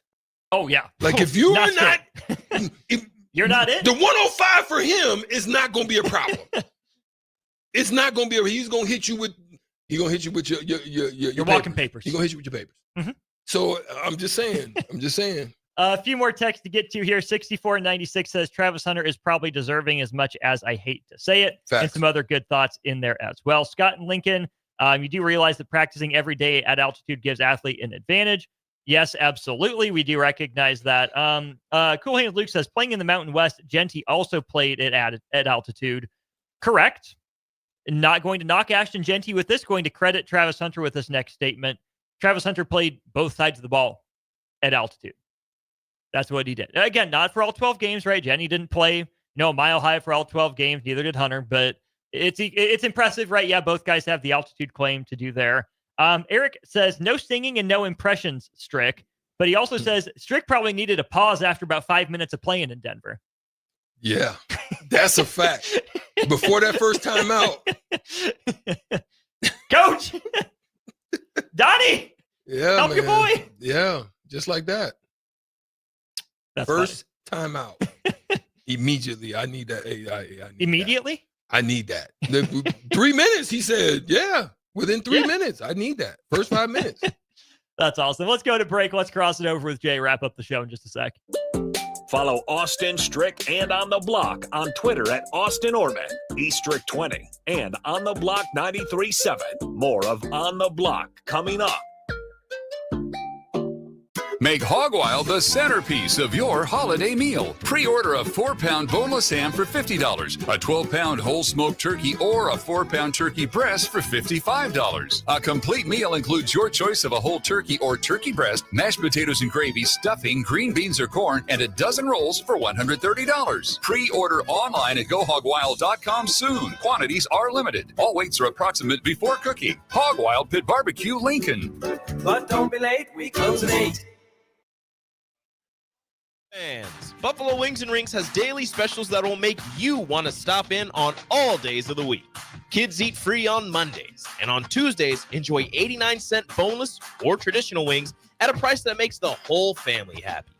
And come back on Wednesdays for $1.29 chicken tenders all day long. Get to Wings and Rings today at 68th and O or in Williamsburg Village.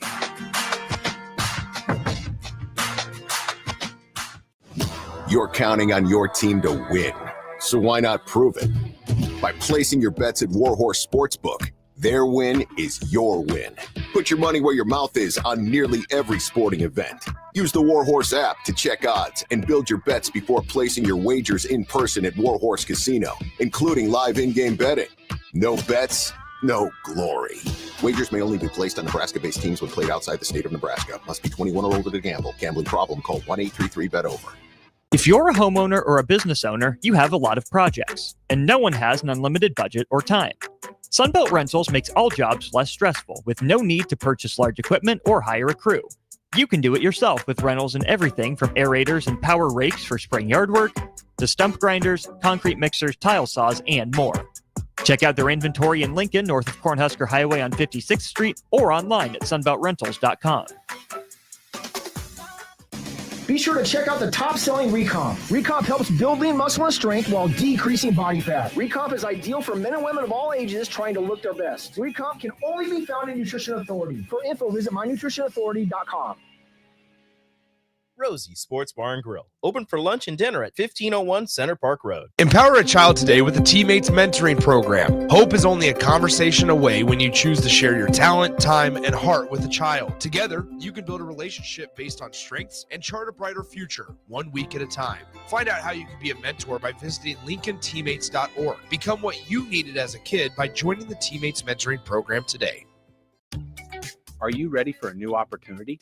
Check out Sandhills Global. Join a dynamic team where your skills are valued and your career can soar. We offer full-time positions with a 4.5-day work week, competitive pay, excellent benefits, and a positive work environment. From IT and marketing to sales and finance, we're looking for talented individuals like you. Apply today at sandhills.jobs and take the first step towards an exciting future. That's sandhills.jobs. Don't wait. Apply now. Nebraska's Christmas Light Show is back and bigger than ever. The Magical Lights of Lincoln Christmas Show runs from Black Friday through New Year's Eve at Sandhills Global Event Center. Bring the family for a show they'll never forget, featuring over 1.5 million lights. Cost is $25 per vehicle from Monday through Thursday, $30 on Friday and Saturday, and also $30 on Christmas Eve and day. Purchase your tickets online today at ChristmasLightsInLincoln.com and get ready to experience a drive-through light show like you've never seen before. Everyone should have a collection of something. For some, it's stamps or coins, expensive cars, or even watches. But for a lot of people, it's sports cards. And there's no better way to grow your collection than with the help of Capital City Sports Cards, Lincoln's first and only collector-first sports cards and memorabilia shop. Capital City Sports Cards connects collectors of all ages and demographics with unique collectibles sure to bring any collection to life, no matter the budget. Visit Capital City Sports Cards near 56th and Old Cheney or through their eBay storefront. Capital City Sports Cards, Lincoln's premier sports card and memorabilia store. Wall to Wall Wine and Spirits is your place in North Lincoln to go for all your needs in wine, spirits, and beer. They also have a large variety of cigars in their walk-in humidor, and they have a top-notch walk-in, temperature-controlled, high-end wine bar. Plus, you can enjoy free samples from their tasting bar. There's only one place to go for all your needs for wine, beer, spirits, and cigars. Wall to Wall Wine and Spirits on North 27th Street in Lincoln. The Body Lab, located at 14th and Yankee Hill, is Lincoln's premier physical therapy and recovery lab. The Body Lab offers trigger point dry needling, cupping therapy, joint manipulation, and so much more. Looking to relax and relieve stress after a long day or difficult workout? The Body Lab's recovery lab is the ideal spot. Featuring infrared sauna, a cold plunge tub, or if you're just looking for enough space to stretch out and reset your mind. Learn more about memberships and schedule your service today at thebodylab.lnk.com. Or visit the Body Lab in person at 14th and Yankee Hill Road. Now back to On the Block with Strick and Austin on 93.7 The Ticket and theticketfm.com. We are back one final time here during On the Block. Big thanks, as always, to Nebco for their sponsorship of the show. I'm Austin. Far end of the table is Strick. Right in between us, the middle linebacker himself, Jay Foreman. Jay, welcome in. What's happening? Lots. Good Heisman discussion. Last two segments. People have opinions. On the Plenty Heisman? of opinions on the Who should Heisman. win? They It's do. not even. It's. We're going to leave it alone. Yeah, We're going to leave that's it cool. alone. Yeah. Because we had a question from Travis on the text line that I think is interesting to get to here. Of the non-Big Ten and SEC teams, who do you give the best chance to win the national championship? Ooh, that's a great question. So you get Boise, Arizona State, you get Clemson, SMU, and one other. I would say Arizona State won based on how they're playing, Oh, and Notre Dame's the other one. and I'll say Notre Dame. Notre Dame probably ahead of Arizona State just based on they're more ready for that. Stricky. But Arizona State's tough right now. They are. Talk to me. Non-Big Ten or SEC team with the best chance to win the national title this year. Who are you giving it to?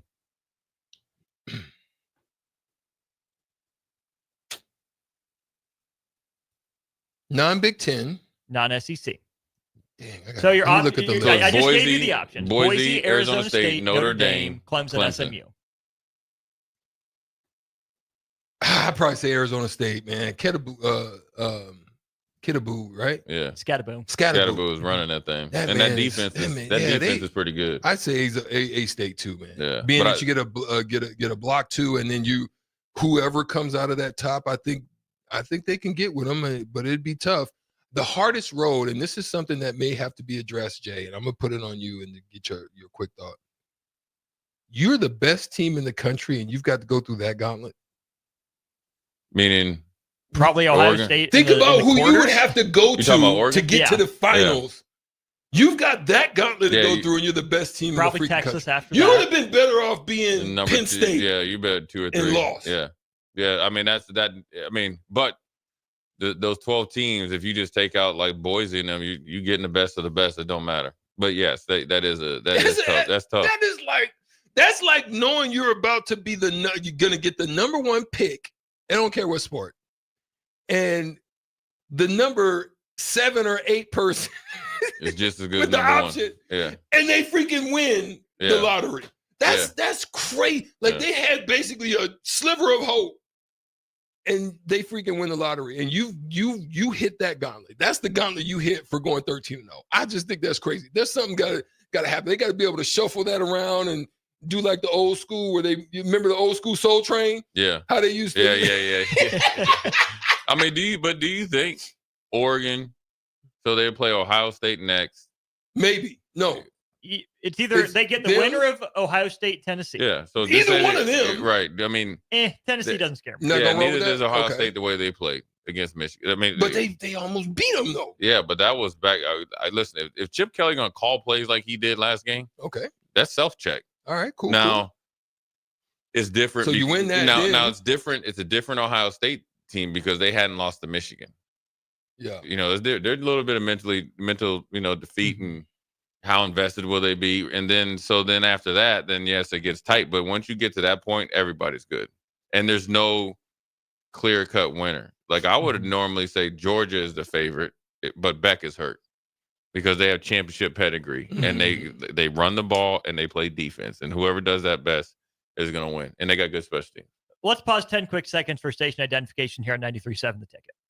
This is Lincoln's home for sports talk on the FM dial. Also online at theticketfm.com. On the internet. KNTK FM Firth, 93.7 The Ticket.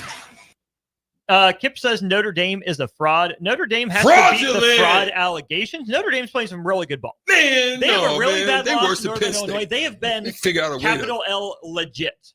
Capital L. Lou who? The hurt. Come on, bro. They know how to trick it off every time. They do. Notre Dame. They have to fight that reputation, but this year's team is good. Can they do what other teams haven't in advance? That's the question. I don't know. The thing that worries me about Notre Dame is, are they explosive enough on offense? They have explosive players. Price and Love, yes. You think they're explosive? I'm talking about playing against the real deal. Here you go. That's day one. You know what That's I mean? day one. Every time. I think they're NFL guys. But I'm saying how they've been playing. That part. Not who they are individually. I'm saying within their scheme. Right. They haven't been. Notre Dame hasn't been really explosive. No, you're right. All year. You're right. So that's the thing that where I think their defense. Xavier Watts though. He for real deal good. Yeah, Shout out to Omaha Burt. The defense is legit. Yeah. I just like to see, them be more explosive. But I'm gonna tell you what, they're probably, I wouldn't say the most healthiest because they lost some linemen early, but I think as they put in replacements, they're starting to come around. But I'm telling you, Jay, I was rolling with you until you changed the tone. I wasn't done yet. Oh, okay. See there, you just cut me off, man. You like a driver on O Street. But I think Arizona State is tough because they're playing at such a high level and they believe. You know what I mean? Mm-hmm. Whereas on the flip side, a team like Ohio State, Tennessee, even Ole Miss, if they made it, Bama, they have hope. There's a difference between hope and belief. Them dudes at Arizona State, they believe. Mm-hmm. Notre Dame is leaning towards belief. That's what's going to really lead you to that's not going to be the whole factor, but that's going to be the difference. You got a team right now in Arizona State. They believe everything that they've done is for a bigger purpose. Whereas like all the teams I mentioned before, Ohio State, they're hoping that they play better. They're hoping that they're able to run the ball. They're hoping that Tennessee doesn't exploit some of their weaknesses. They're hoping that the fans don't turn on them because they didn't believe in the process as before. And they thought and hoped that everybody that they acquired was going to gel. They thought and hoped this is an administration problem. Like Ryan Day, you're not. We don't think you could be as good as head coach because you're calling plays. So we're going to take that from you and hire somebody to do it. Well, Ryan Day in the back of his mind is like, I can do that. I should be calling the plays because I would have called this. And then also go back to the year prior with their portal thing. How they had hoped that Ohio State was such an attractive spot to be that Cam Ward would have chose them right from the beginning, or other quarterbacks would have chose from the beginning. Well, then what they did was they allowed the quarterback that led them pretty much essentially one finished in route by Marvin Harrison Jr., which I would put more on the receiver, finishing the route, competing for the ball, and lost the quarterback that was one of the top passers in the nation, his first year starting. Mind you, led you to a 90-something yard drive to beat Notre Dame when that was one of the best physical games of all year. That was a turning point for him. So that's the difference between hope and belief, man. Oh, good point, Jay. I do want to get to this as Good well. point. Jimmy Butler, trade talks are picking up. Miami's listening to offers. And you know who else? Yeah, you know who else might get traded though too. I know you were waiting. You know I've been looking for it. Your boy? Yeah. We're gonna see what you're gonna say then. Who? You know who we talking about? Okay, but Jimmy Butler, your boy. There are 3 destinations being thrown out here: Golden State, Houston, and Stricktown, USA. Where's that? Dallas. Dallas. He better Golden to go. State, Houston. His best bet is to Dallas. go to Dallas because Mark Cuban can. Cuban's out, but he's still around though, right? Is the Cuban not dead? Cuban's still around, right? He's a partial owner, so he's not the majority owner anymore, but he still is affiliated. But he's a minority owner. So what I'm saying, he's in the building, so he could deal with Jimmy Butler. See, I don't believe in the Jimmy Butler, or I think it's all fake. My name's not James; it's literally Jimmy. Yeah, I think it's fake. Mm-hmm. I think the tough guy stuff is fake. I know he had a different upbringing. I think all that stuff's fake.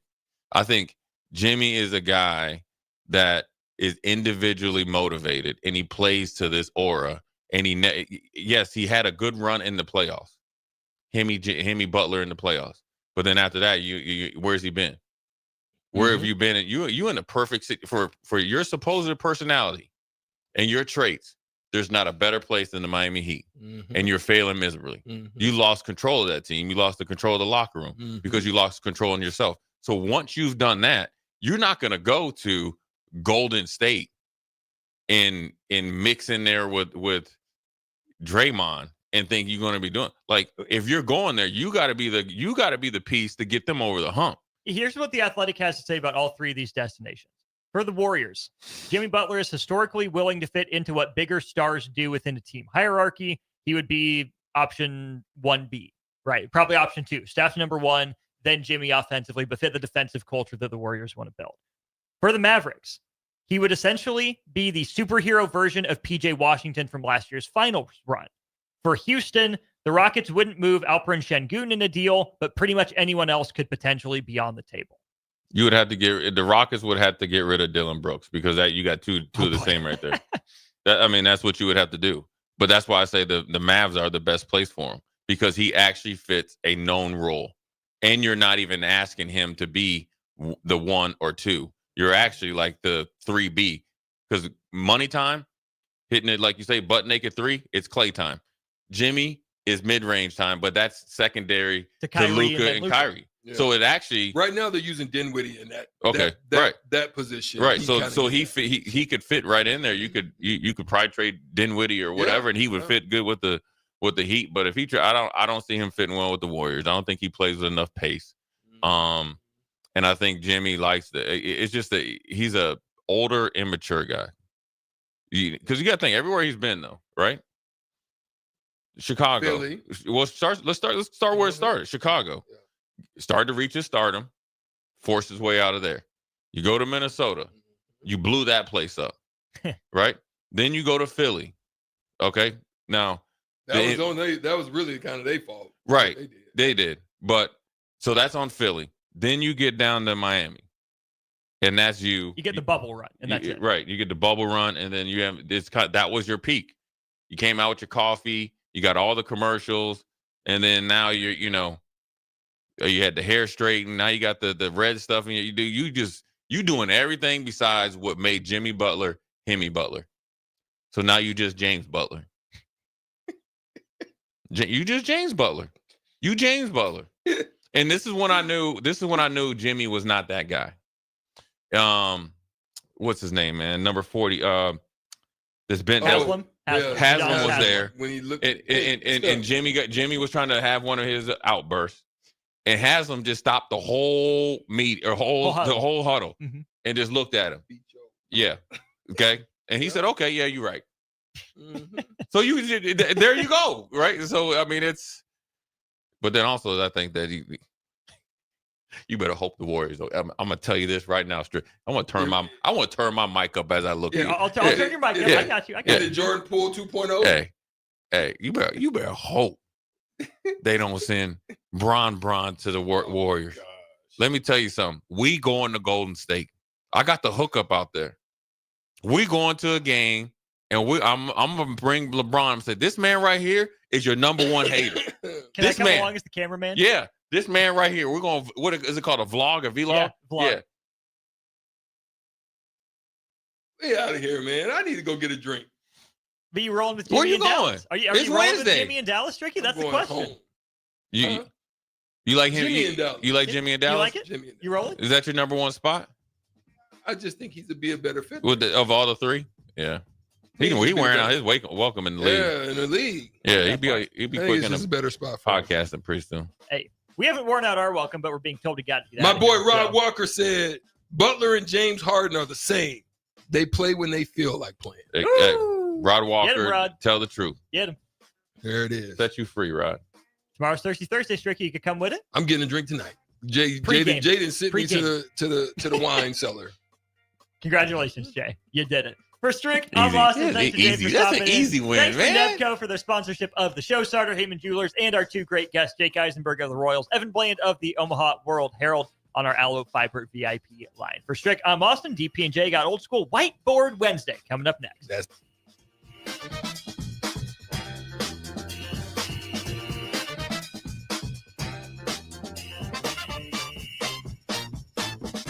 Wilbur Claytonia Schools, home of the Wolverines, reminds every